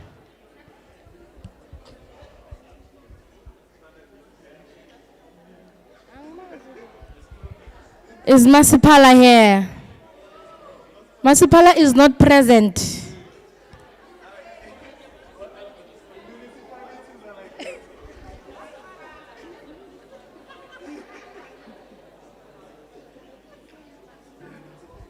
Is Masipala here? No. Okay. No problem then. We move swiftly along. Masipala lost an opportunity. Next time. We hope there will be a next time. Okay, moving right along. So I would like to call forth my panelists who will be joining us for these next two sessions. They'll be very quick. At 1:30, I would like to close off everything.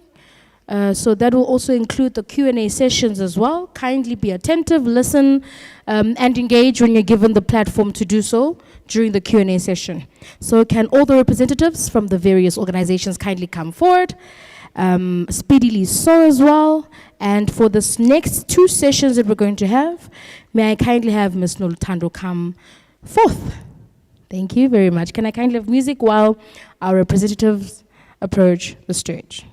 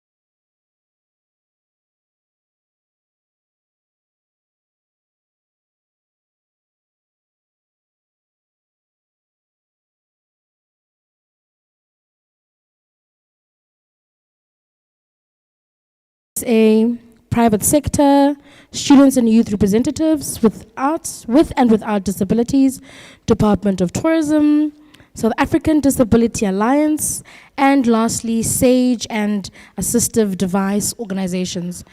All representatives from these organizations kindly ascend to the stage so we may proceed with the next sessions. DJ, can you please have a bit of music as we wait for the representatives?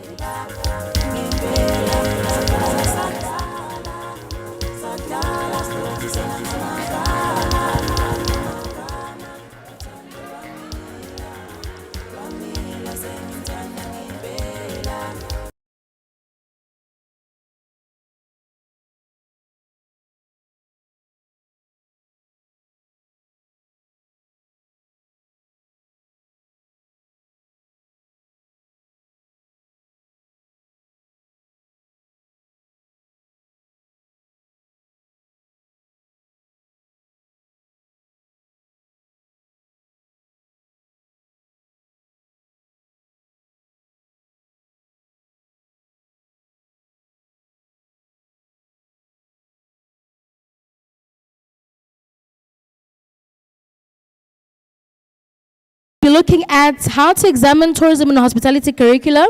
We've covered that one, apologies for that. So it's to get insights on how to shift attitude to skills. What should the future of THLRC professionals know throughout the value chain, and also looking at experiential learning demonstrations. So with some of the decorations that we have on the stage right now, they'll also touch into that as well. So we'll be looking into both those. So kindly be attentive, ask questions when given the platform, and enjoy. Over to you, Mr. Lutando.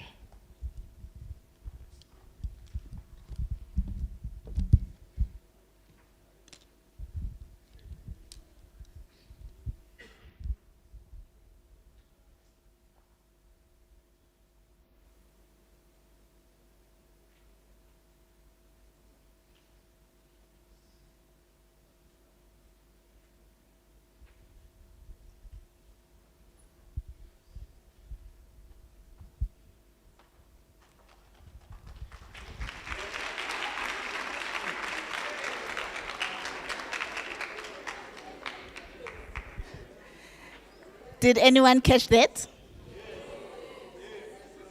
What did I say? What is my name?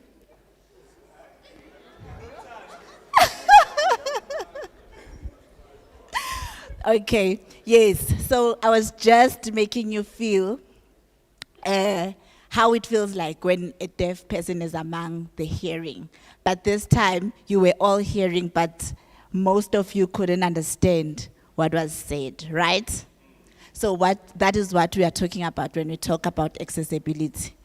The interpreter standing next to me now is accessibility. That is what we talk. Well, that is what we're talking about. If there was a deaf person here, or if there is now, the session is also accessible to them. Yes. So yes, I was introducing myself. My name is Nolutando Sikolo. I'm from an organization called Pro Access. We advocate for accessibility for people with disabilities. And today I'll be the moderator for this session, which will be our last session. Before we continue, just a few things I need you to go home knowing, because you cannot say you were in the same room with Pro Access and leave this room without knowing these terms. The correct terms to use when we are referring to people with disabilities. And I want you not to feel stifled or restrained. I just want you to know the right terms, but because of this session, you are allowed to use what you know. We won't judge you, but when you leave, you must practice using the correct terms, right? So it's people with disabilities. It's not people living with disabilities. It's not disabled people. It is people with disabilities. But once you get to know them and you know a person, they will tell you if they are comfortable with whatever term you use with them. So one-to-one, you can use the whatever you feel comfortable or the person feels comfortable with. But when you stand in places like this, when you go for interviews and tell them that you know about accessibility and working with people with disabilities, right? Because you cannot say, I can work with disabled people, and you're telling me that you know about accessible tourism. I won't take you serious. We have people living with albinism. People with albinism, not albinos. No. People with albinism. And then we have deaf or hard of hearing. Not mute, not dumb, not mute and dumb. No, not those terms. Deaf is the correct term, or hard of hearing. Is that clear? Thank you so much. All right, so I'm going to keep wearing and taking off my glasses. That is another thing you must take note of. If someone says, hey, Akibon, or I cannot see that far, don't say, where are your glasses? Because they don't work the way you think they do, and we use them for different things. I use them to read, and the same glasses I read with, I cannot see you with them, so I have to take them off when I'm looking at you. So, another thing to take note of. I'll let our panelists introduce themselves, and then we will continue with the session. And I want to open the floor. If you feel like you have a burning question when one panelist is speaking, you can raise your hand. We'll take your hand at that time. We won't wait until the end of the session so that this can be interactional. All right? Yes, so we can start here, Dr. Tawanda, and take the mic down, and everyone can introduce themselves. Oh, thank you. Before, as you're introducing yourself, please let us know who you are, where you come from, and in your role, what is accessibility? Yes, thank you. Thank you. I'm Tawanda Makwena. I'm a member of ANATHES as well as an adjunct associate professor of practice in the Faculty of Human Sciences, VUT. Accessibility, it's all about being inclusive of everyone, be it the toddlers up until to people with disabilities. Thank you. Good afternoon, Koladi Tlavela from the Department of Tourism, responsible for research and our understanding of accessibility is about inclusion. I'm Nicola Wakeland-Teron. I'm from the University of Johannesburg. And in my role, I teach accessibility, but I also need to teach and equip the industry with what is accessibility so that they can serve those that are people with disability. Good afternoon. My name is Nomsa, a student at VUT. By my understanding, accessibility means inclusion for everyone with disability or not having disability. Thank you. Good afternoon, everyone. My name is Mabonguma Lima. I'm from Gauteng, Department of Environment, under Unit Biodiversity Management. I'm based at Sekerbos Run Nature Reserve. Include accessibility for us. What does it mean? Yeah, you will understand once we start talking about these animals that are here, and just to demonstrate how can you be accessible.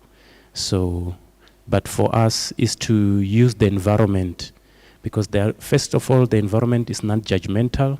It doesn't see if you're blind or deaf, or you can see. So we use the environment to enhance accessibility. Thank you. Okay, I'm Veronique Labuskaghni. I'm a lecturer in the Tourism and Integrated Communication Department at VUT. For me, it's inclusive or accessible education. And if you were here with our previous session, we talked about curriculum, being inclusive for all types of abilities. I like the lady that was talking about the tools. She said the different abilities of people. So yeah, I said I learned that as well.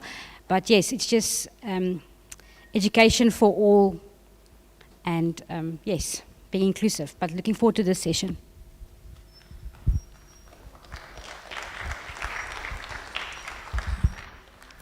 Thank you so much. All right, so I've just been introduced to the panelist, and I don't think NOMSA is representing VUT students this time. Is there anyone who feels brave to come and represent the VUT students in the panel?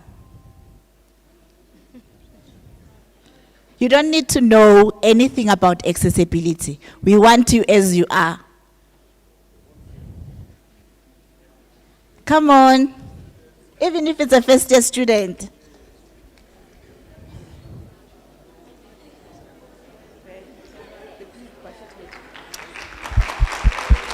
Tamam. Thank you.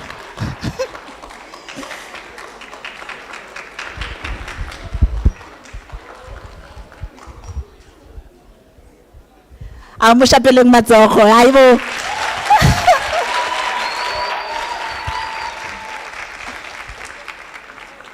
Thank you so much. Please introduce yourself. Hi. Hi, I am Ntabisa Motebejane. I am a third year student here in Wales.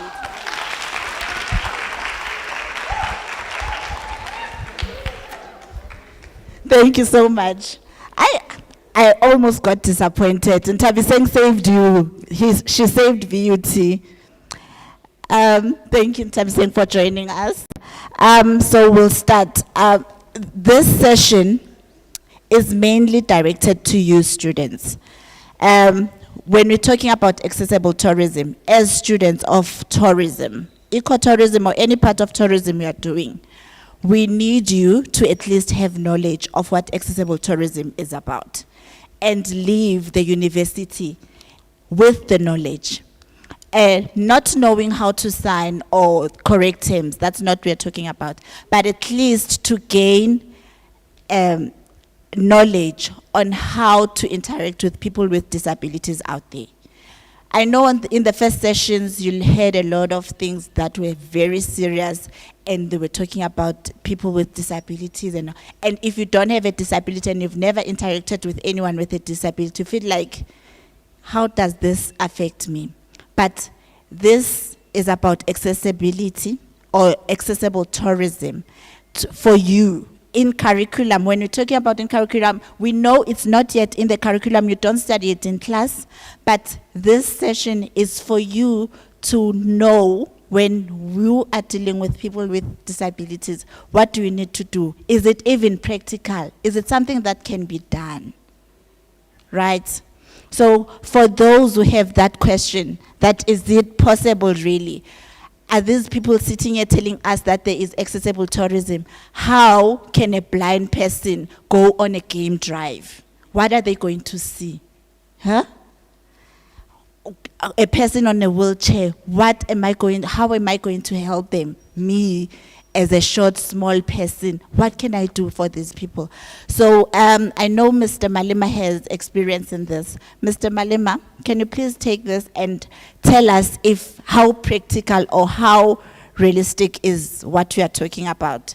Is accessible tourism actually possible?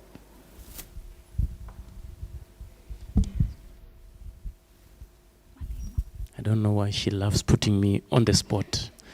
But I'm up for the challenge. I will explain it in this way.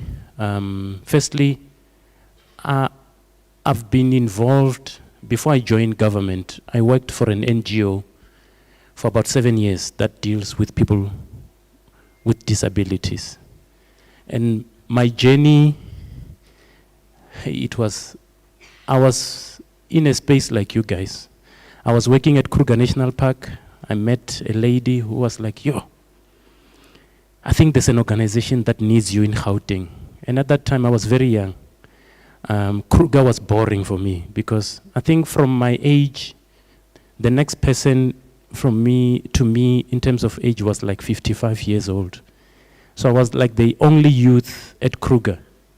So I took that opportunity. I quitted my job at Kruger National Park, came to Joburg.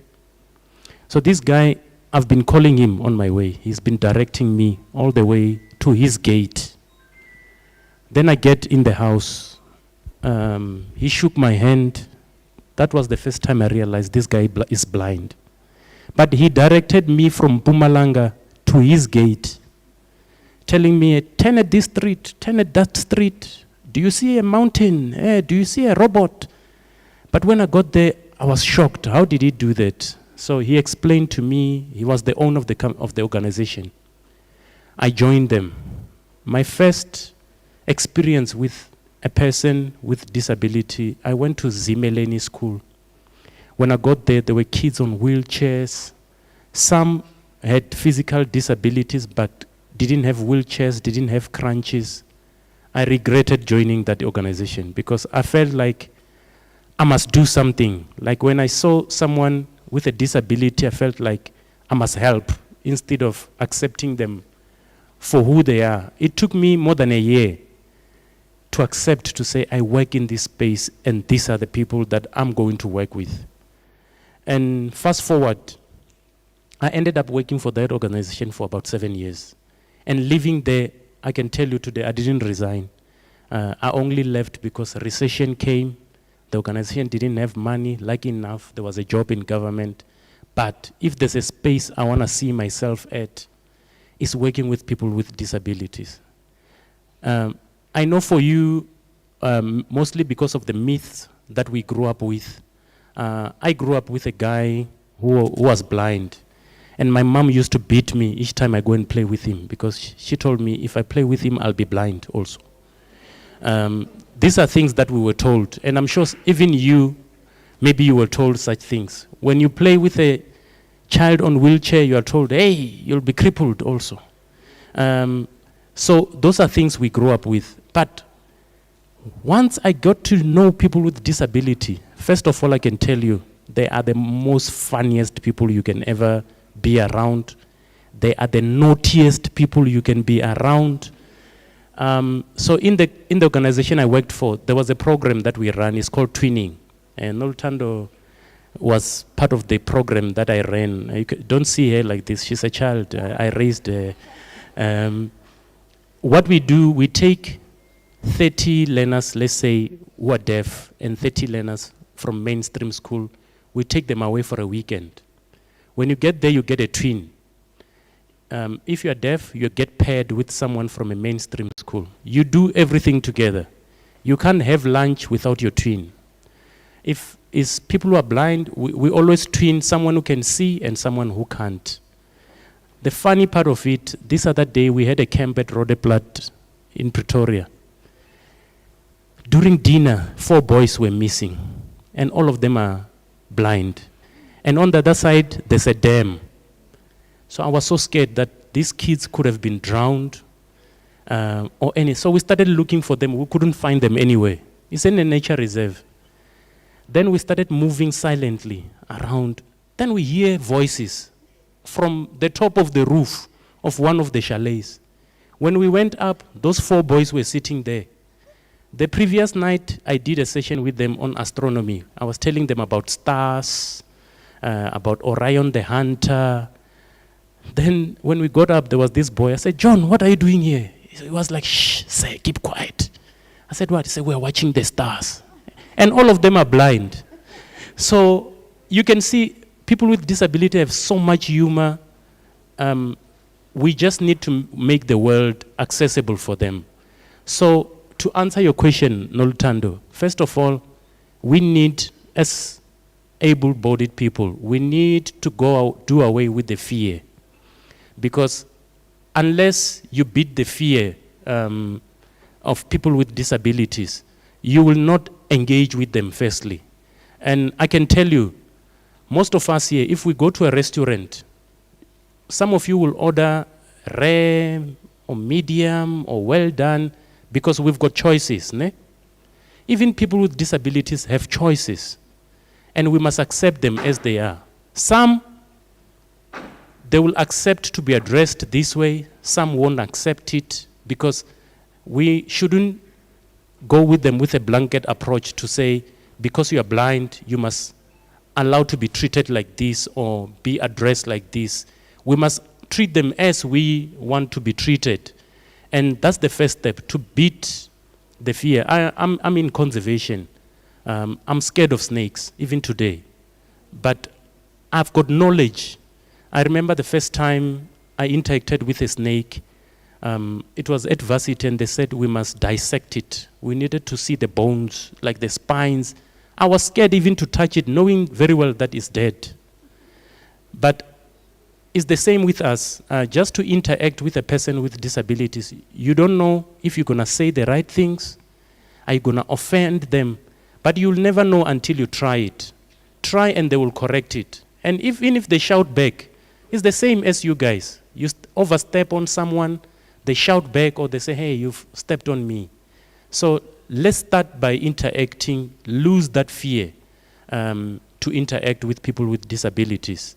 I think, Nolu, I will pause here because I can talk the whole day. Thank you.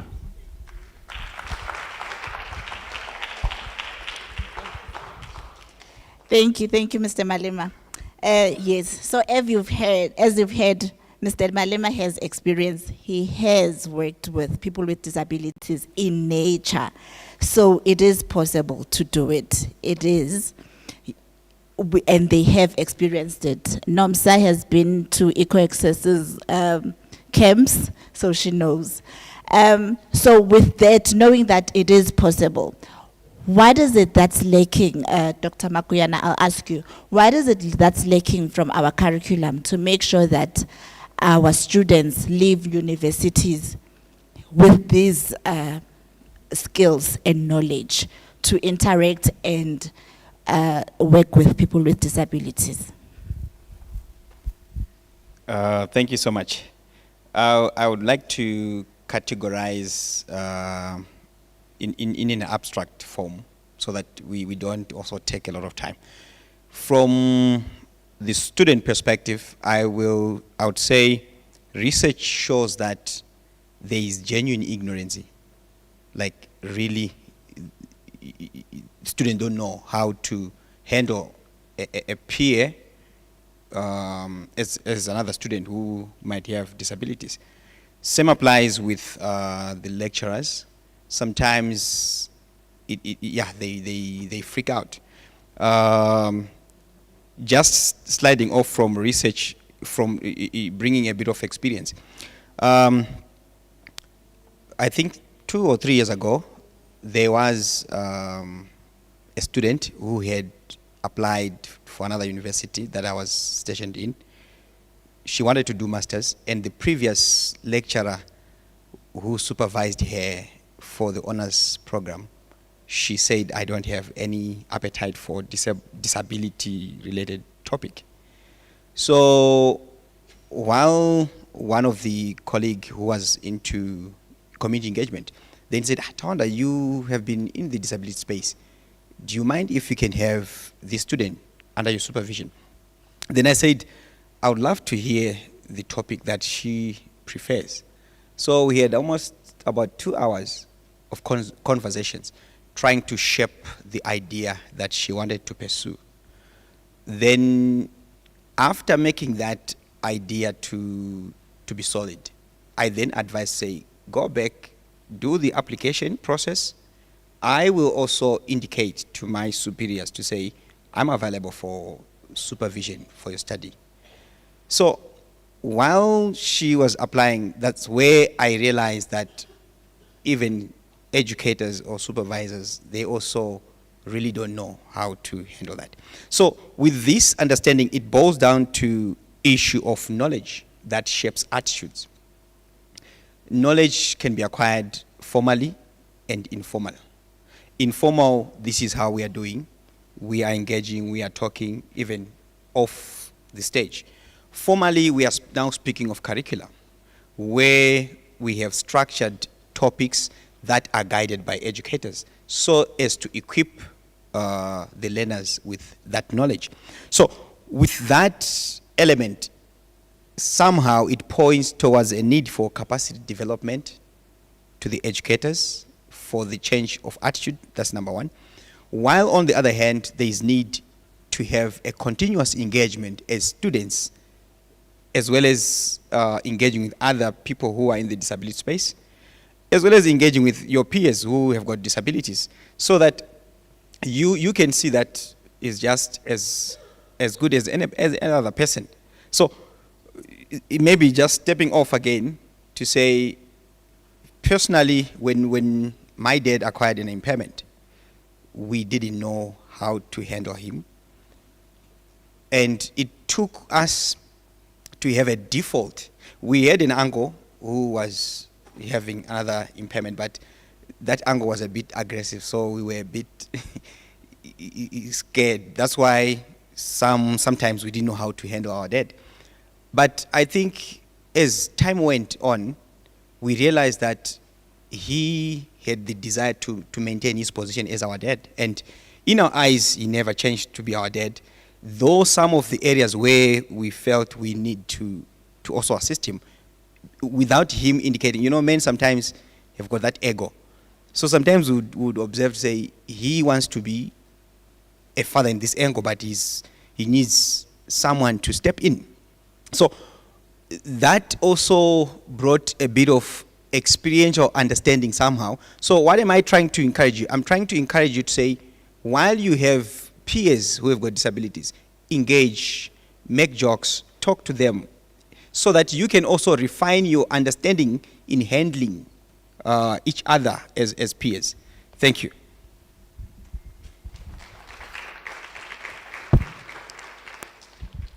Thank you. Thank you so much, Dr. Makuyana. So I'll go. I want to speak to the lectures now. How do you think with your training, were you equipped to teach learners with disabilities first?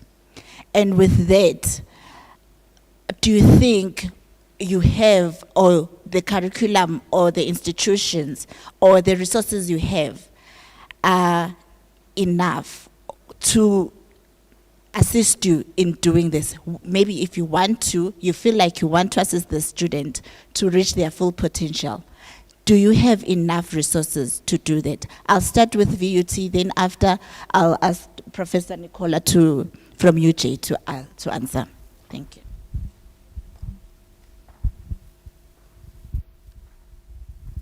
Okay, thank you. The first question related to was I equipped? And I would say no, because we don't study this. Like in the 2000s, some of you were not even born yet. That's when I finished my studies.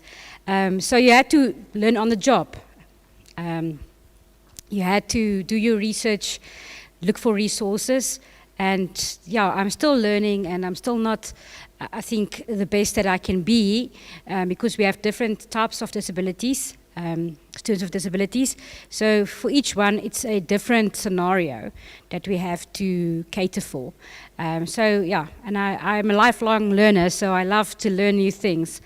On the second question, the resources, I will also say no, because there's so much more that we've learned today, resources that we can use to assist students. So I would say yes, there's so much more out there that we don't even know about, but now we can have access to that resources to assist our students and to create a more accessible education. Thank you.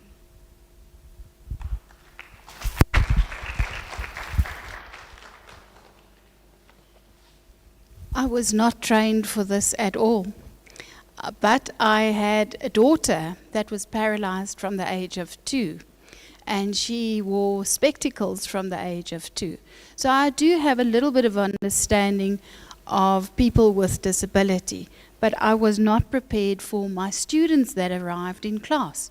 I had 2, as I previously mentioned, and they opened my world to this disability in education tremendously, where I've learned.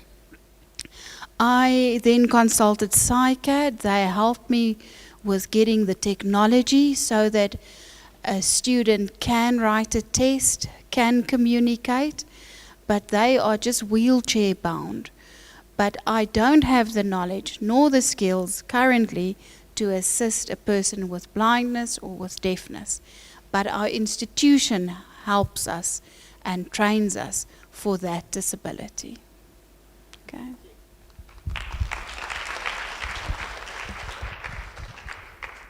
Thank you so much. And I love the no answers, because I feel like we have to know where we lack so that we can change. And I would like to speak to the lecturers again. With the no's, we know you were not trained, but you are willing to. You don't have enough resources, and that's where we need to speak to the institutions to make sure that you are also equipped there, and the students are equipped and have confidence to do their work. Now, when we come to accessible tourism, you were not trained, you're struggling to deal with the students who have disabilities. How are you going to teach your students on accessibility and accessible tourism? Tell me, give us the gruesome. Are you able to? Do you know where to start? And what can be changed?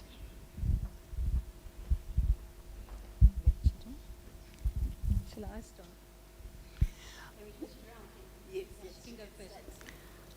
Okay, when I realized there was a skill shortage, a tremendous skill shortage amongst my students, they would allow my student to come in and then vanish, as if he had some or other illness. Then I realized I need to talk to the students so that they can understand he's normal, there's nothing wrong with him. In actual fact, he's better academically than them, because he must memorize everything.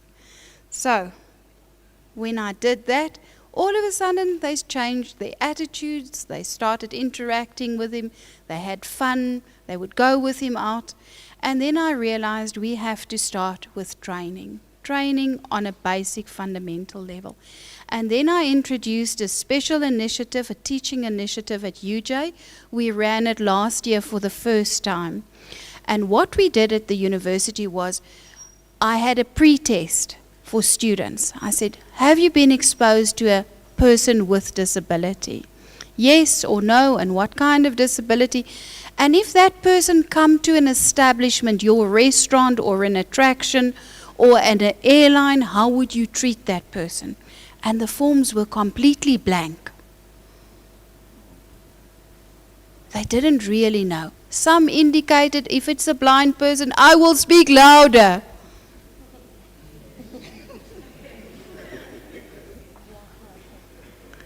And if they're deaf, I will show them. I will communicate with them. I will show them with hands. That was a little bit right.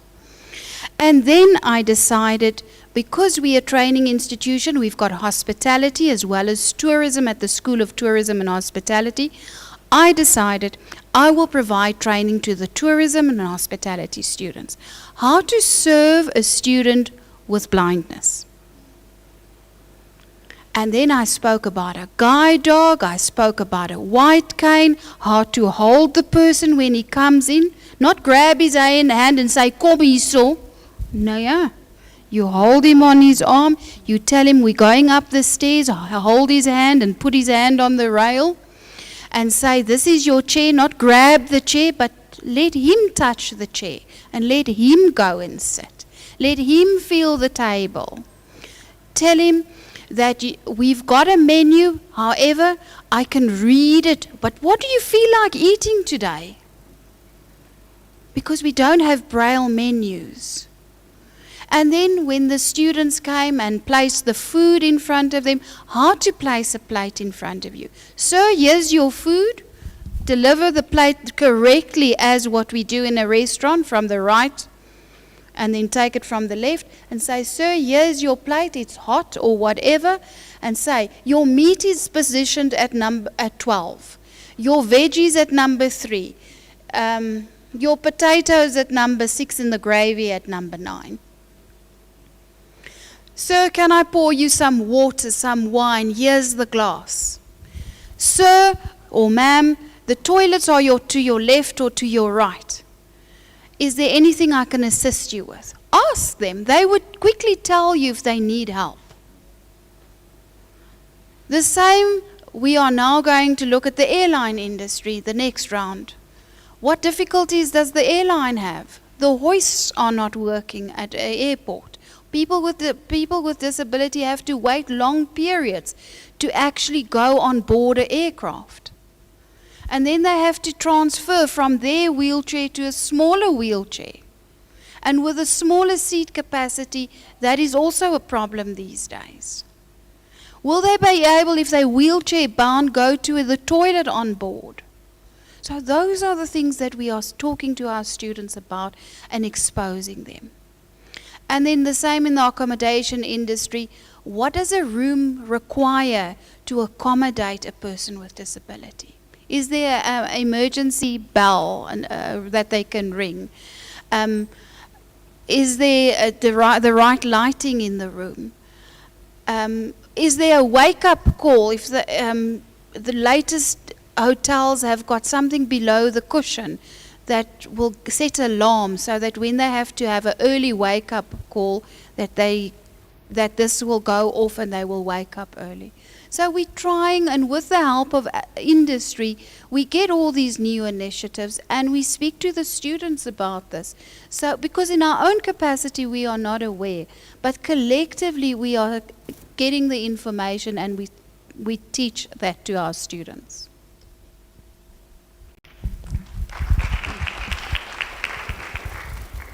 I'm taking notes, Prof. I'm taking notes. Yes, I think in my classes, I give marketing, one of my subjects. I would say, okay, let's create a advertisement, maybe for a visually impaired student. So what will you do? You maybe have a radio ad or a television ad that they can hear. Or you have a deaf person, then you have to make the ad that they can read it. Another way is to have like, what did I say? Situations in class, like you play out a situation so that you can, for example, if I say, okay, our next class, everybody's going to blindfold themselves, and how difficult it is for you to find maybe your seat, to listen, not just to see the PowerPoint, but to listen to the PowerPoint, to listen to the voice. So also we have to adapt the way we teach. You cannot say, look at the picture, so you have to explain the picture to the person. So yes, but to have this case studies in class to make us more sensitized, and also to like a walk in somebody's shoes for a day, to see how it feels, or to have like voice or noise cancelling earphones, or to maybe sit in a wheelchair for a day, and then you'll see the problems that you have. You cannot access certain classrooms because of the stairs, etc. Also, I'm busy with a article, so I want to search for, or I want to assess the hotel industry or accommodation industry. Are they prepared for disability people? What do they offer? What do they don't offer? So I'm busy with that research as well. So I think that will also be an interesting one. I think a couple of years ago when they had the Olympics for the Paralympics, the hotels was not ready for the athletes with disabilities. So you cannot say, yes, I am fully catering for people with a wheelchair, etc., and you are not. I also think maybe if the phone rings for a deaf person, there must be a light so that it can attract their attention, so they can see the light. Things like that. I know Nomsa has a smartphone. She uses a phone to take notes. There's apps on her phone that will tell her what time it is. So I think technology is helping us a lot, and we just need to use it to our advantage. Thank you.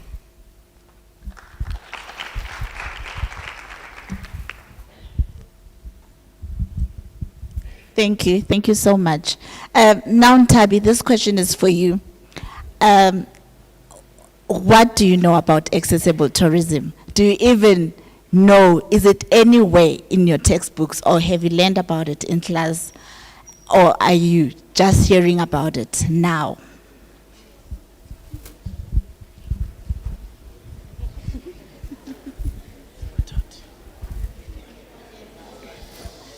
I can be honest. Yeah, we also said no. So. Okay. Firstly, okay.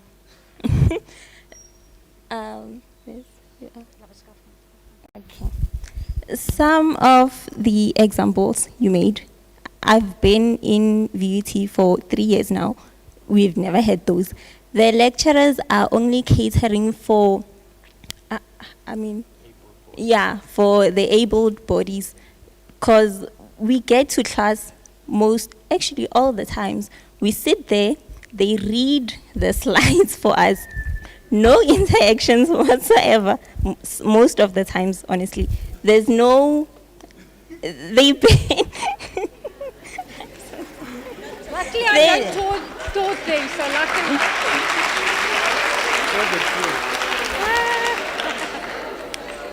There's barely anything visual. We just sit there, we listen, and then they send us back to our races, and then we go. Most of the things we learn ourselves because I don't know how to put this, but the lecturers just, they don't fully educate us about accessibilities and stuff like that.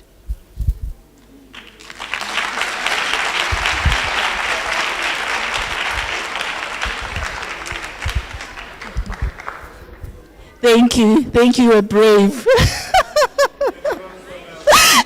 Thank you so much. She's not talking about the lectures here. No, not at all. The ones that are here actually have given you an opportunity to learn about accessible tourism, right? Yes, not the ones that are here. The ones that are not here are the ones we are talking about. Thank you very much. That perspective is very important because we sit here and tell you things that you don't know anything about.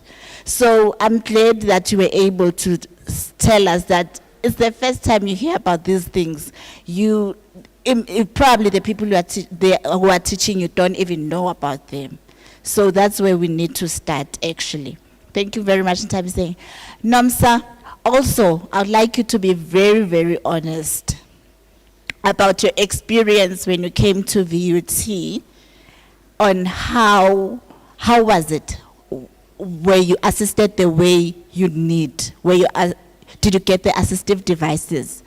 Where were the difficulties? Because I know you have peers, you had students you were in class with who are not aware of the difficulties you experience. Even your lectures, how many students know even where the disability unit is? Okay, I'm talking to you now, guys. Do you know where the disability unit is at VUT? Guys, come on. And it's not your fault. I've seen it. It's there. It's far. It was not meant for you to know it. So it's not your fault. So Nomsa, please give your peers and tell them at least what your experience was and the difficulties you experienced, not only in class, but with everything concerning your education. And NS first.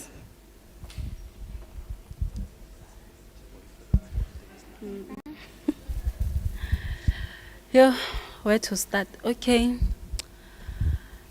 In class, truly okay.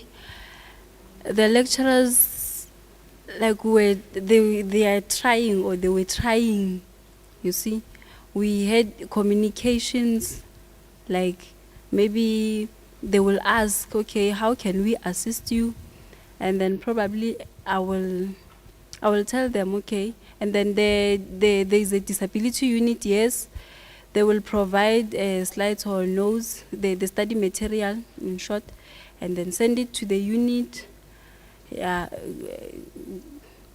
With time, actually, some lecturers as early as possible. If maybe we are starting the semester already, the things they will already be there.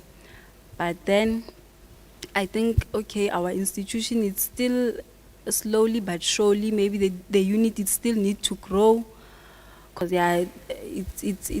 there's a lot of struggle in our unit. Maybe some study material it will delay, but lucky enough, with the cooperation from lecturers and I will try to make some other means to make it happen for me.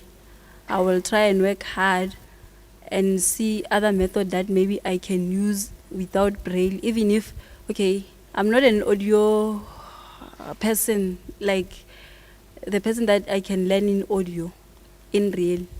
But I'm just trying, because of sometimes you see that you have to compromise to get something, you see, because I'm not gonna wait maybe for a braille if it doesn't, if I did deliberately not getting it on time, checking that, okay, the time it's going and I have to complete assignments and produce work. So, in short, yeah, outside, and then some peers will understand me, and then the other ones, they even forget that I'm having a disability. I would sometimes remind them because they will interact, ask, maybe are we offending you if maybe we are talking like this, and then probably I will be happy because of if they ask me. But there are those who will maybe fear, and I see maybe sometimes a person is offering an assistance and he's scared. And then I will make the person feel free and be comfortable, try to make jokes that at least at the end of the day we'll be both comfortable.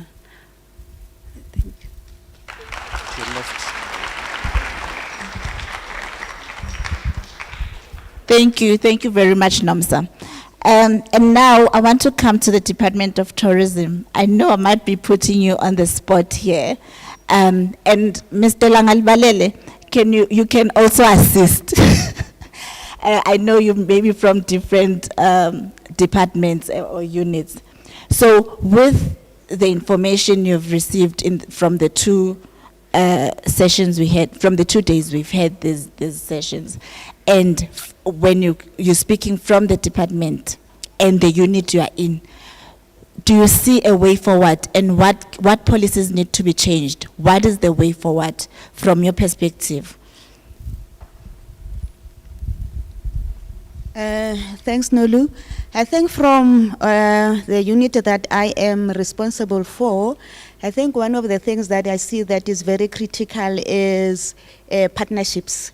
That in order for us to be able to address the issues and the challenges that we hear about relating to accessible tourism, is to make sure that we have partnerships, we forge relationships with different stakeholders that are in the sector, but also make sure that whatever that we do, everything should be inclusive. It's about inclusion. The voices of students are critical. We know the voices of the teachers, of the lecturers are critical, but as well as the voices of those who are going to receive the students once they leave the institution, because they are not here forever. Wherever that they are going to, then their voices must be there. So for me, partnerships are very critical, and this is something that I am taking from here. But I just wanted to share something that research shows that 70% of disabilities are invisible. So majority of us who are here, we are actually, we are people with disabilities. Because if you look at me, for the better part of my life, I have, been wearing glasses. If you put me right at the back there, I won't be able to see anything here in front. So most of the time when we look at disabilities, we always want to think that it's something that you can see physically. It's somebody who's sitting on a wheelchair or somebody who's wearing dark glasses. It's not always the case. So it's important that even within the curriculum, we also take that into consideration. The lecturers, the teachers must also understand that there are those kind of students whom you would not necessarily see physically, but they have some form of disability.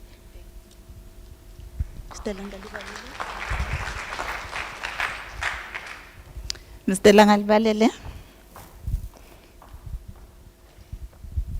Thank you.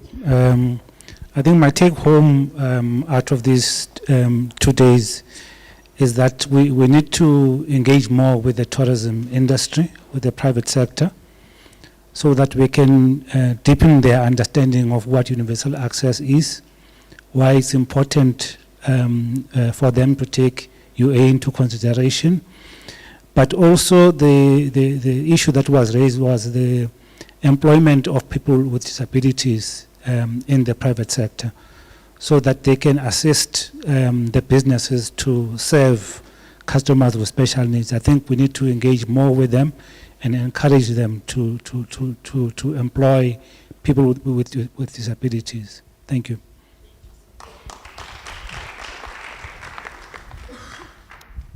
Thank you.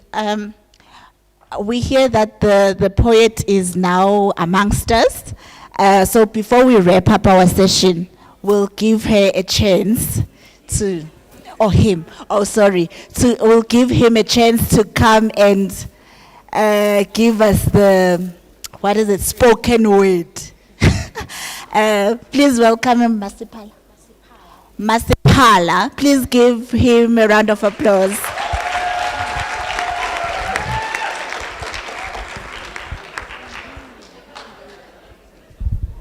Hello guys. How are you? My name is Renaissance Matebula, well-known Masipala the poet. So, can you please allow me to introduce myself with my own language, right?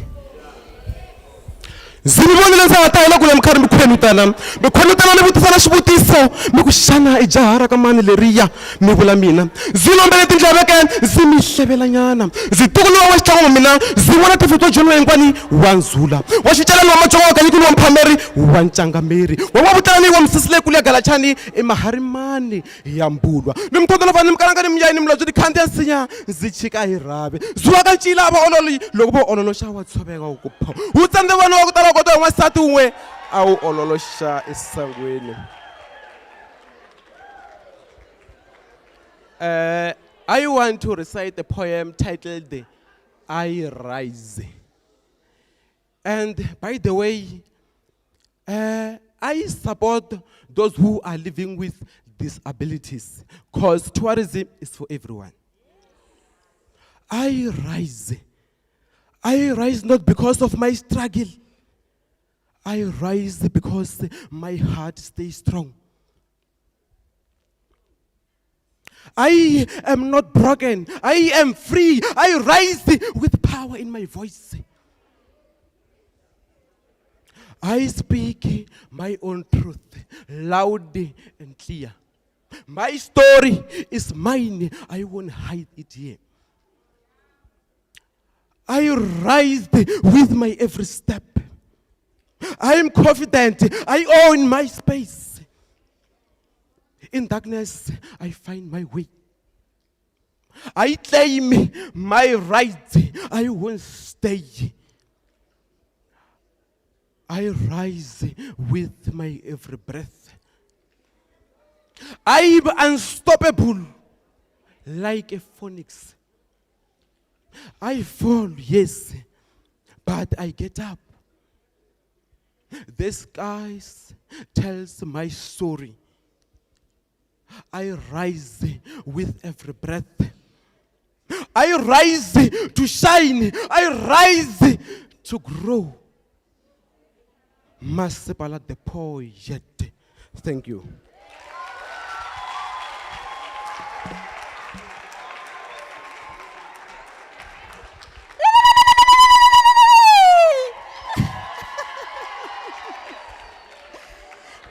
Thank you so much, Masipala the poet. So there's talent also here. Wow. Thank you so much. So as we are about to wrap up our session, I would like us to just I would like all of you to come with me in this imaginary world that ProAccess is trying to achieve. So in ProAccess, what we're trying, our vision is to see a world where everyone is able to do anything they want independently. A world that is accessible for everyone. So please join me in this world. I'll give you a scenario and I would like each one of us to tell us what is happening, what is your contribution, and we are living in this perfect accessible world at that time, so that we can all live here with a vision of what we're trying to achieve, right? So, ProAccess received a call from Mr. Langalibalele telling us that the Department of Tourism has a campaign for short-lived. They're saying, ProAccess, bring 10 people with different abilities. We are going to tour South Africa and showcase its beautiful tourist attractions and how accessible our tourism industry is. So with that in mind, please tell me what is happening, what has changed from today in that world that you are imagining. What is happening with these 10 people with different abilities? What has been your contribution from this session? Now, this is where we are with the short left tour among South Africa, showcasing our tourist attractions. Thank you.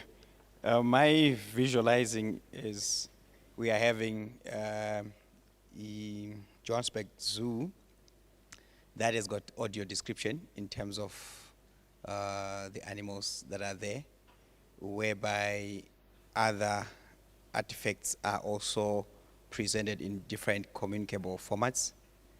Yeah, let me stop there so that I can also give other opportunity. Thank you.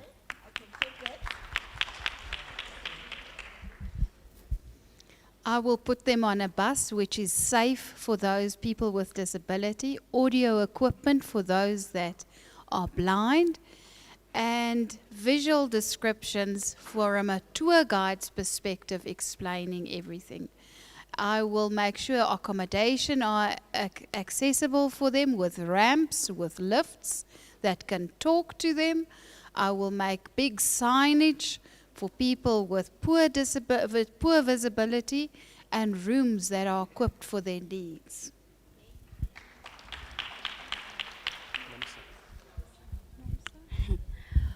Okay, seeing the hiking trail that can be walking through, how can I put it, wheelchair friendly, and then with a tour guide, a visually impaired tour guide, taking the tourists through the reserve, the nature reserve or the hike, and explaining each and every attraction that they are touring with accessible accommodation, regarding every needs with relevant sign language communication, and a big visual written communication. Thank you. My imaginary world will be a world where there's no such a thing as a special school, where from foundation phase, whether you are living or whether you are a person with disability or not, you go to the same school until varsity level. Because for me, it doesn't make sense that from foundation phase, people with disabilities go to a separate school, but here we are at varsity level, we are all back to the same class. Why are we separating from the word go? So for me, when we talk access, it will be where anyone can go wherever they want without being dictated where they must study, where they must work, how they must study, because we like saying people with disability must interact by themselves. They can only mix with us when we get to varsity level. So my imaginary world will be a world where such doesn't exist anymore. Thank you.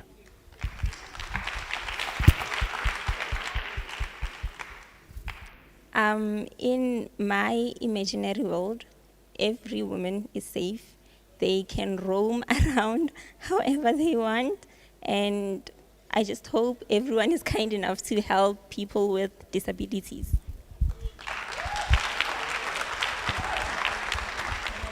Can I say something? So I deliberately passed the mic onto the other colleagues because the example speaks to, you gave an example that speaks to us as the department, because the campaign Short Left as well is one of the campaigns that the department oversees through the South African tourism. But what I am taking from this is just to say we all have needs. And in our imaginary world, all our needs, they matter, and they must be taken care of. They must be considered. Thank you so much. I hope with that the department has realized that we don't see people like us in your short-lived campaigns. And we are here, we tour, we travel. We'd like to see people like us going to these tourist attractions. And you can contact ProAccess. Yeah? We'll point you to the right place and we'll assist you to show you that this is accessible, this is not. This is all your fears will be handled by us. Don't stress. Okay, so the next thing we want to do is to demonstrate and show you why we have these animals on stage. And I'm not sure if Senzo, you'll be comfortable to be our volunteer in this on this part. Are you okay with that? Sharp, thank you. Mr. Malima, over to you. Thank you. Senzo, you won't sue us, ne? Okay, I think we've been talking from yesterday about disability, about access, and no one has been telling us how. Because at the end of the day, we are expected to go and practice this, what we've been told. So, first of all, let's start. Any one of you who knows sign language alphabets, let's start there. You know them? You raise your hand. Oh, he's hiding. Mr. Munzima, I think at Pick and Pay, there's one shelf, they sell confidence. I think you must ask your student to go and buy confidence for themselves there. And but when you use Smart Shopper card, it's R1 per package because these guys lack self-confidence. I don't know why. Okay, guys. First thing, we're going to learn alphabets. I want us to make disability fashionable, ne?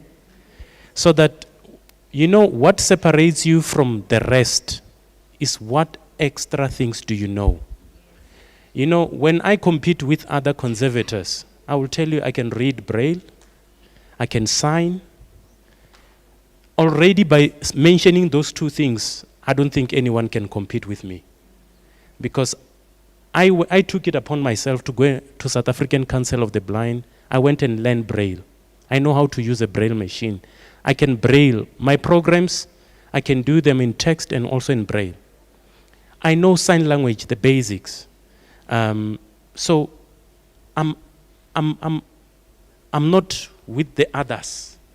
I'm in a separate group. So what do you have as a student that separates you from all these? Not only here. There's UJ, there's TUT, there's UNISA, there's University of Mpumalanga now. What separates you from the rest? I thought maybe some of you will ask questions when you were given a chance to say, why don't you have sign language as part of your curriculum? Because it will set you from different from other universities. But you guys, it's like you are here for a funeral.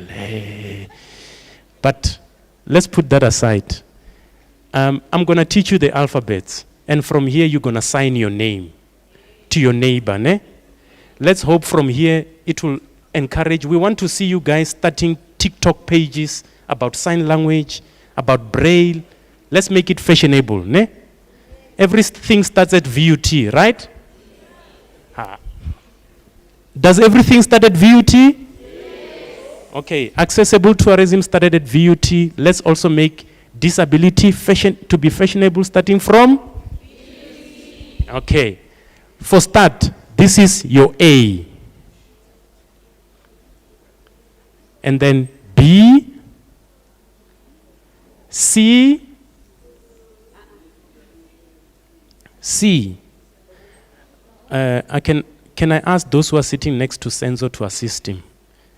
He needs to also learn how to sign.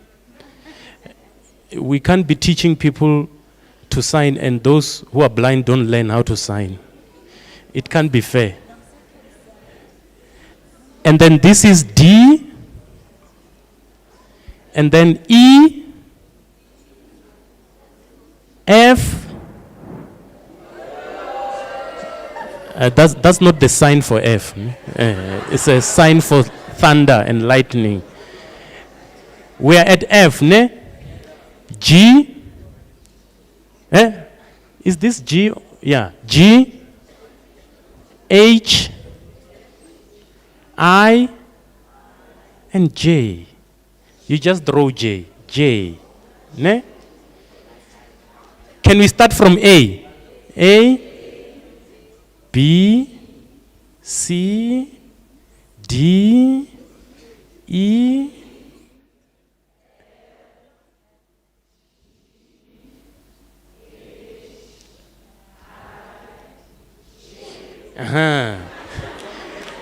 then K, L, and then M to the last finger, between the last finger and the second one. M, N. This is sign language, ne? Not your signs. Then O, ne? So let's start K, and then L, M, N, O, then we go to P. You take K and drop it. Ne? We are on P. And then Q. Q. Then R. R is like this. And then S. T. U. V, W, 3 fingers, X, X. No, X is this, is X, X, Y, Z. So can we spell our names? To your neighbor. Spell your name.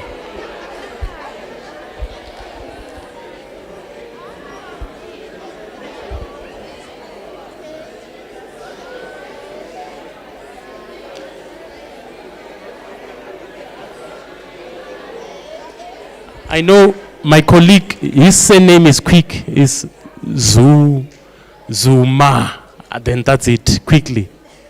Yeah. But the other thing, if you can check in our day-to-day life, while we're busy signing, because you are only signing, you don't need to talk, ne? In our day-to-day life, we use signs. Have you noticed? When you call your friend, what do you do? When you don't like something, what do? You shake your head, ne? So we are already signing in our day-to-day life. So why don't we formalize it? So I hope by just learning alphabets, it has instilled something in you that from today you go and learn more. Go on Google the alphabets, you go to YouTube, there are channels that you can learn, because sign language, remember, it's a language, ne? And you don't need to always sign your name. Like for me, because I've got a gap, this is my sign name. People with disabilities call me wherever I go. They don't need to sign my name every time. They just say this, then I know they're referring to me. Like for Dr. Tawanda, because he wears glasses, they can look at him and say, glass T, Tawanda, ne? Glass T. Then they look at features in you, and then they give you a sign name, so that every time you don't need to sign a person's name, ne? So even other things, like this is a guinea fowl. You can come up with a name for it. That's one thing that VUT is currently, with Dr. Tawanda, that we're looking at to say, let's come up with universal names in South Africa for all animals. Because I used to work, when I was working for EcoAccess, I used to sign every morning from 8 to 10. We didn't speak in our office, we signed. That's why I got to learn sign language. And I thought, hey, I get blind. Oh. Until I went to Eastern Cape. When I got there, they signed in East Coast. And I was signing in English. All other provinces, they sign in English. Until I got to Eastern Cape, I was like a learner. So you keep learning everywhere. That's why we say, let's not treat everyone in blanket approach. Ne? Quickly for what I came for here. From our department, we learned that we go out there teaching people. Senzo, if I may ask you to come on stage, please. You can fly or jump or run. I believe in you. You can do anything. So we realize that when we go to LSN schools is schools for learners with special educational needs. Ne? When you're talking about a lion, they don't know what you're talking about. Everyone is looking at Senzo. Senzo, you're stealing the show now. Yeah. Thank you. I'll have you here with me. Yeah. Thank you. Senzo, for the benefit of the audience, were you born blind? No. Hi guys. I wasn't born blind. Somewhere, somehow, I encountered something called retinitis. It's a degeneration of my retina. From me having sight, it then goes down, 40%, 30%, 10%, 5%, 0, you know. And unfortunately, it can't be remedied and there is no cure for it. So yeah. Okay, thank you. I'll also give you another example. Nomsa, where are you, my friend? I come a long way with Nomsa. Nomsa, were you born blind? Yes, I was born blind with short vision. My cornea is too small, so it doesn't allow my eyesight to like go out all of it. Okay, I want you guys to see something. Senzo, how big do you think a springbok is? Springbok? Yeah. Yeah, maybe somewhere here. Okay. Right. Do you see the difference? Remember, Senzo was not born blind, ne? Nomsa, my good friend, how big is a springbok? Springbok. Remember, it's our national animal. Maybe somewhere here. Yeah, maybe somewhere here. The height. The height, ne? Yes. Mtambo, can you bring me a springbok? Yeah. And how big is a jackal? What's a jackal now? Jackalas. Oh. Nomsa, this is a springbok. Can you feel it? This is the body going up. This is the head. These are the horns. Feel? These are the ears. See? That's the tail. Those are the legs. So you see how stuffed animals work. For someone who don't even know what a springbok look like, can you remember people who are born blind? They don't have the same concept as we have, ne? So when you just go and say, guys, I'm here to talk about springbok, and you just talk and go, where do you live, Nomsa? Because she doesn't have a concept, the same concept as you do, ne? So this is where these stuffed animals comes handy for us, because I can't bring a live springbok here. Because what do animals do when they feel threatened? What do? They fight back. Then Nomsa is going to be a millionaire because she's going to sue me because a springbok kicked her. Ne? So, but for a person like Senzo, he's got a bit of concept on other things. Because at one point, you used to see, right, Senzo? Yes. So you still remember some of the things. So now, Not all of them. not all of them, yes. You know what tends to happen when it comes to visual impairment, guys? After a while, you forget all the things that you've seen before or you like. I don't remember what I look like. I know how bad though. So please don't tease me as you see me walk by. And from that perspective as well, it could cut across a whole lot of other spectrums. Don't remember what your child looks like, your partner looks like, your friend looks like, you know. So in a sense, you tend to forget, you know. And sometimes it's so difficult to a person who is visually impaired to explain. And I feel very sorry for you guys, because then how do you explain yellow to someone who's never seen yellow, red, purple, green? And you keep trying to tell them that you are wearing a white shirt, this thing is going to stain your shirt. What do you mean by that? You know, so by virtue of that, with regards to myself, I may think I know, but I don't necessarily know, because it's all in the mind and the imagination. And if the mind can't imagine it, then it becomes a bit of a problem. And now I'm in a point where I can't even imagine my friend. You remember we were 7 years? I'm like, hey, it's a problem. So yes. Thank you. I'll ask two questions again. How big do you think a squirrel is? A squirrel. What's a squirrel? Squirrel.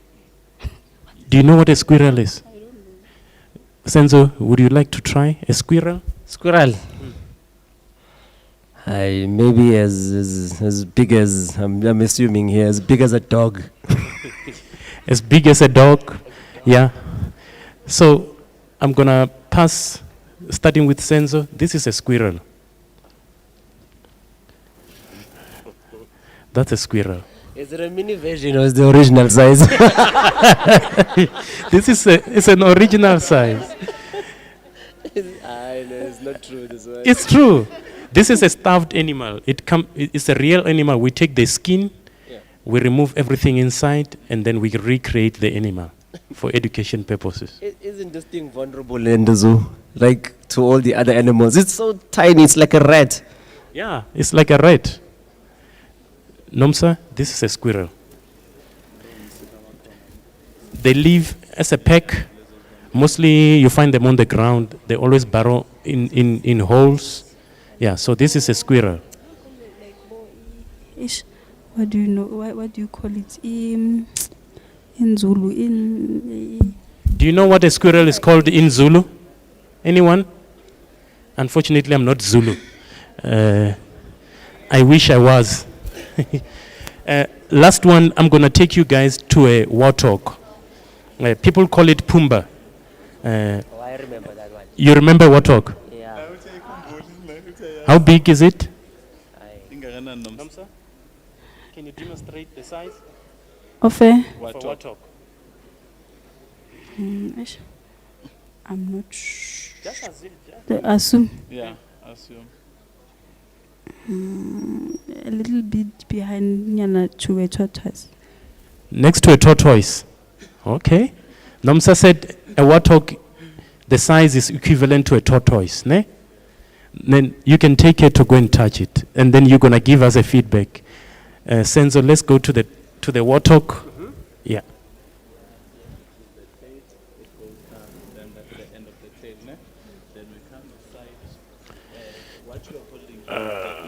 Here's the warthog. Then this is the skin of it. This is That's the real skin. It feels like an overgrown dog.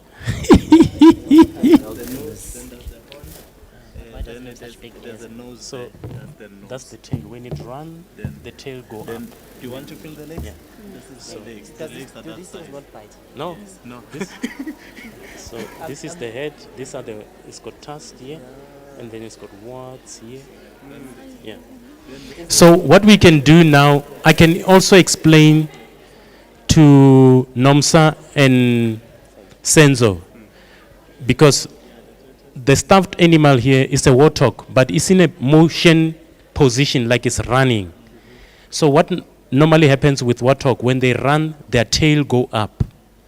Why it goes up, like Senzo, if you go back to the tail, you see the tail is up because the warthog is in a position where it's like running. So why it goes up? So that the babies can follow. So when it runs, the babies follow the tail of the parents. Yeah.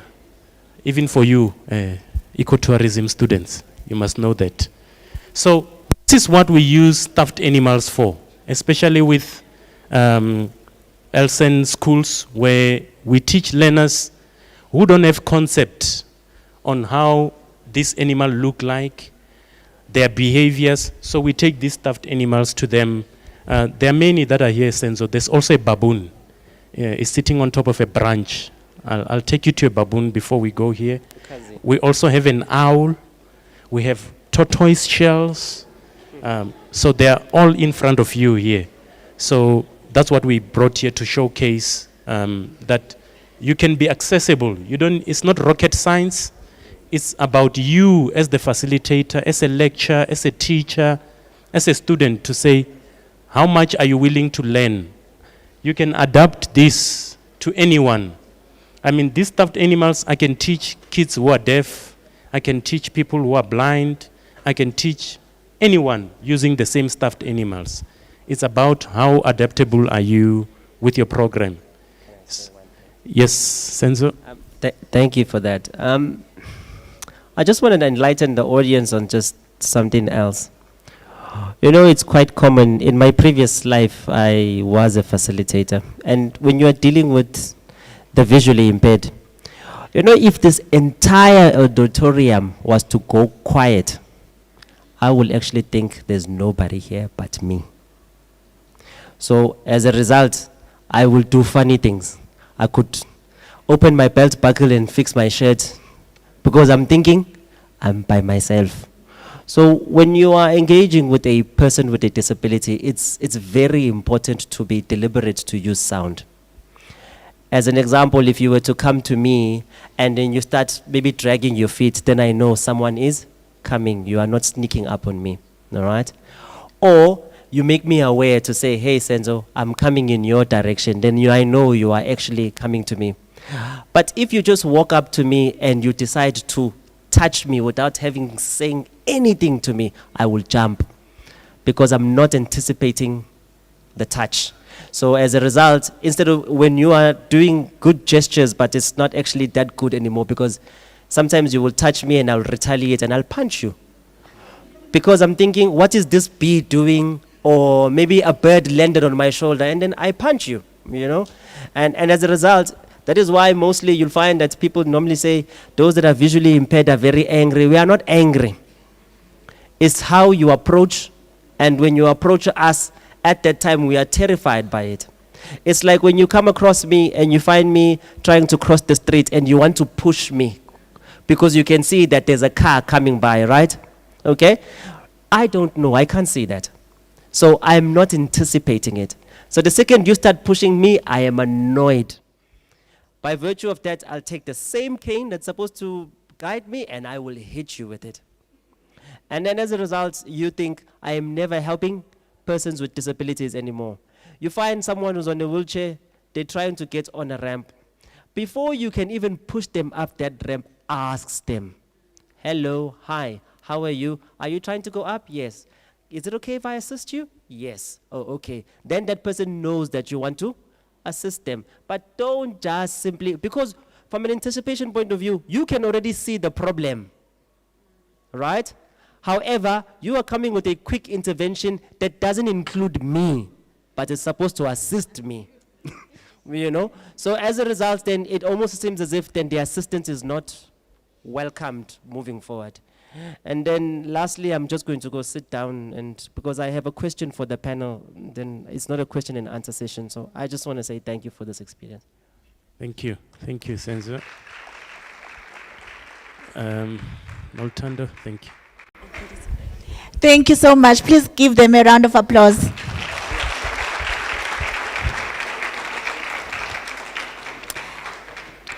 Because you were such great audience, ne? I have something for you. Something nice. But nice things only come to the brave ones.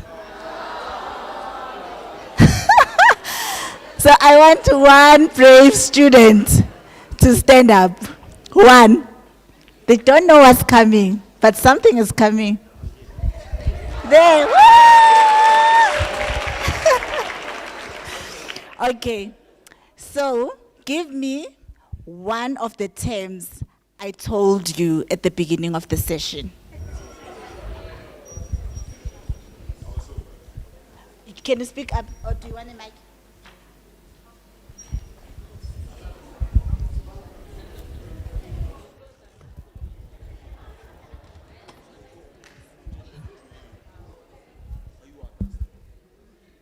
In terms of what, ma'am?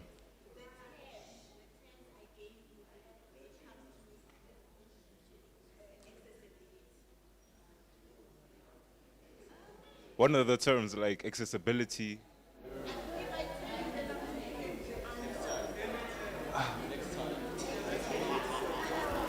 You.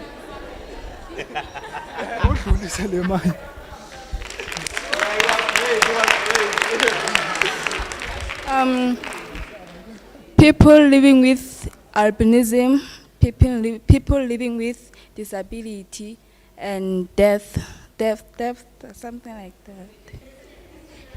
Yes, yes. She's partially right.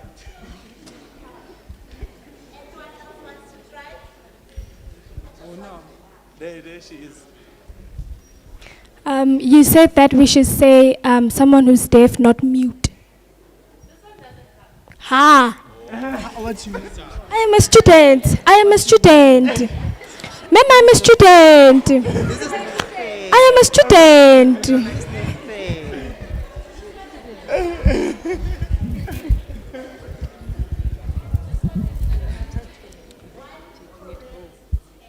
One correct term.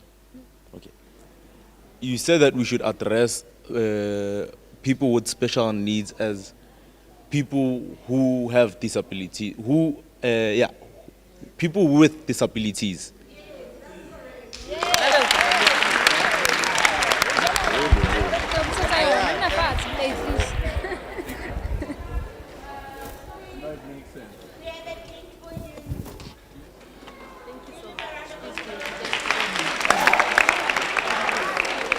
Now it makes sense why it didn't come.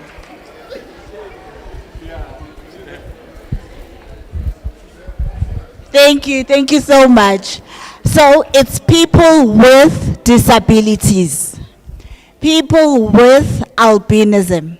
She was not right because she said people living with disabilities, people living with albinism. They're not living with, they're living just like everybody else.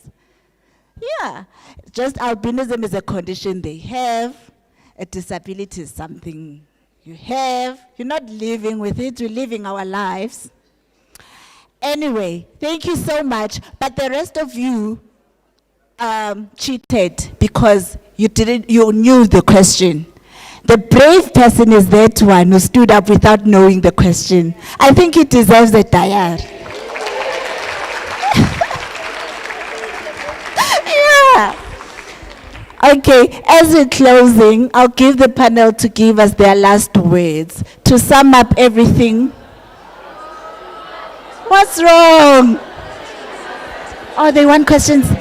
Time though. You want questions? You want to ask?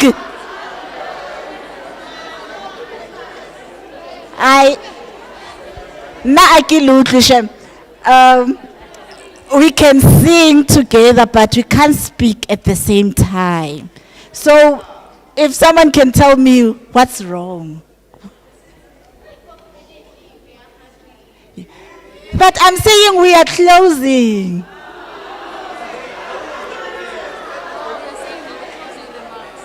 They don't want them. Shame. We are having closing remarks. Sorry. We have to end this lunch. I want you guys to get something. Please, panel, you see, they don't want even your closing remarks. So we must give them something to go home with, whether they like it or not. Listen, guys, and so another thing is, when I go to a reserve or anywhere and I find out that you once a student at VUT, I expect you to know something about accessibility. Okay, so here's your chance to get something to live with. Dr. Makuyan. Thank you so much. The words that I can say is let's keep engaging. Let's take disabilities as part of the normalcy in a community. Thank you.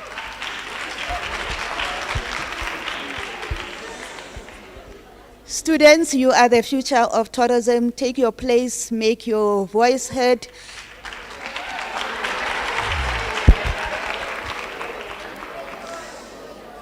Students, let's learn, let's do away with the fear of a disability person. Is that what you want me to live with, knowing VUT as rude? Huh? Come on, guys. It's just a few seconds. We can give them time to close up. Or else, you're not even getting that lunch. Haibo?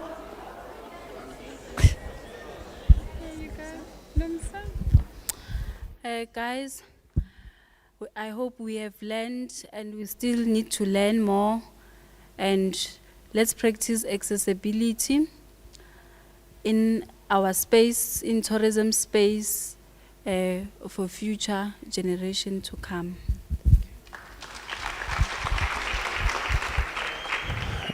From my side, I think I'll differ a bit from the rest and express disappointment on you guys. Some of us are going to meet you in interviews, and I don't know what you want us to forget about the impression you are giving us here, and expect us that we think when you enter the workspace, you're going to be serious. Because some of you are in third year. Next year, you'll be looking for opportunities for Will. And we left our work. We came here, dedicate our time for 2 days, and this is what you give us. I think you've got a lot to do when you live here in terms of self-reflection, in terms of where do you want to see yourself.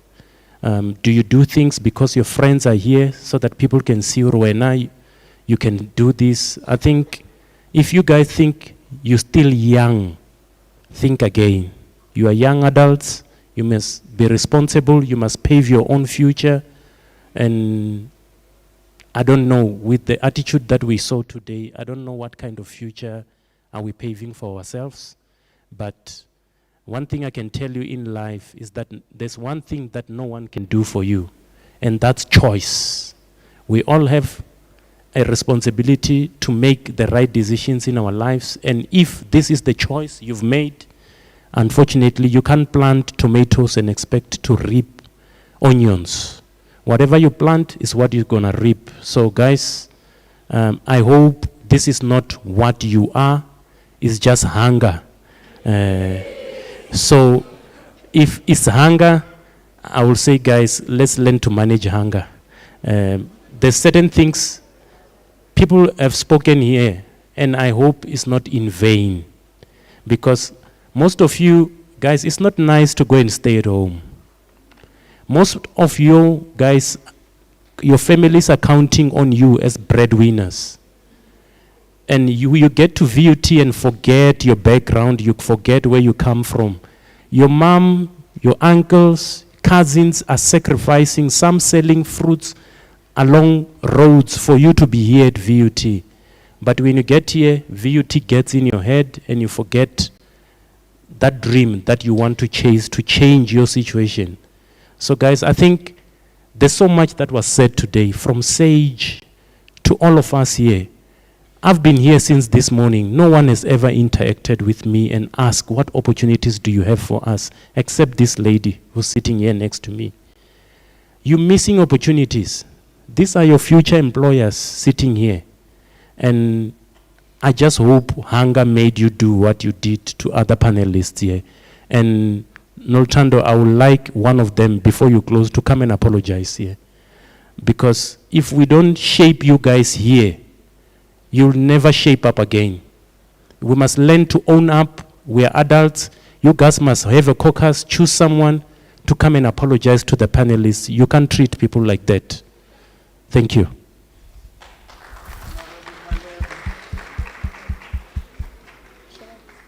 Hey, you can also say something. We learned a lot today, and I hope we continue learning, and I hope our lecturers also make a few changes in the classroom. Thank you. Okay, thank you guys. Challenge accepted.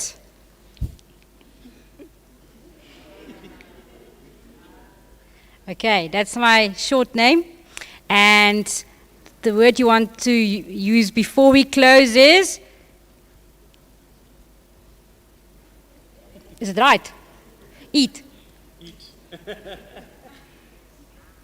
Sharp. Okay, so please, take not just the food home, but the food for thought.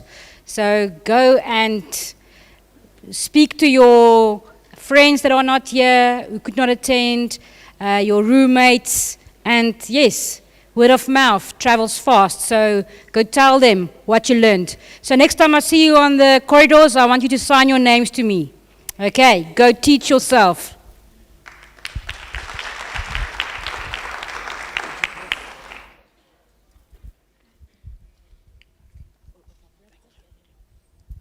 Thank you so much. Thank you to our panelists. My closing words are, I travel a lot around South Africa. I play blind cricket, and we go around the country for tournaments. And what we experience is when we traveling, once we tell the service providers that we have disabilities, they start getting scared, which is something I don't want you to have. But so we don't tell them anymore, because we're able to manage ourselves as the team. And the hotels that we keep going back to, or the service providers that we keep going back to, are not the ones that say they are accessible, but they are the ones that treat us as people and ask, what can I do to assist? So when you leave here, when you leave VUT this year, tomorrow or today, even with lack of resources, you have the knowledge. When you come across a person with a disability, ask them, what can I do? How can I assist? That's all we need. And give them your all. Then you would have been an accessible tour guide or whatever role you'd be playing.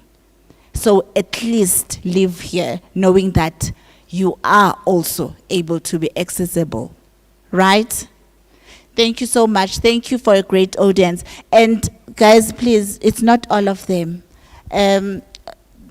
The employers, your potential employers that are here, people from the Department of Environment, people from the Department of Tourism.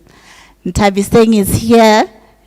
She's in third year. She's looking for employment. Nomsa is here. Please, they should be your first people to look at.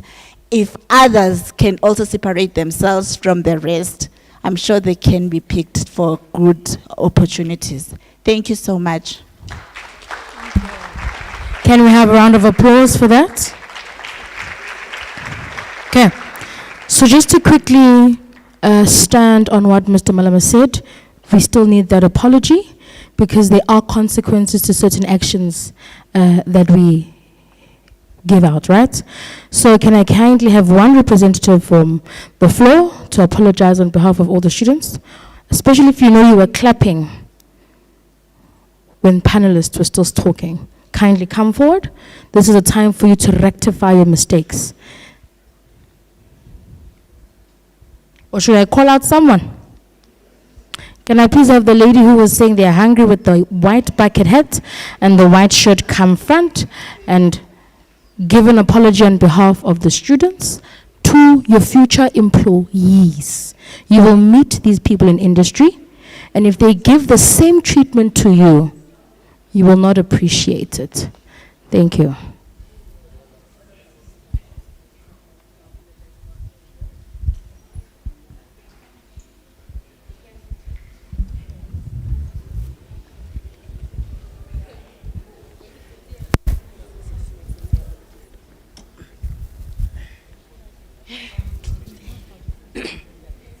On behalf of us, the students who are very hungry, I'd like to make an apology for our behavior, but please do bear in mind that we were very stressed out. Next week is test week, and everyone is stressed, and I believe we're all rushing to get home to begin our studies in order to get our things in order. So if our behavior made you feel uncomfortable, we deeply apologize.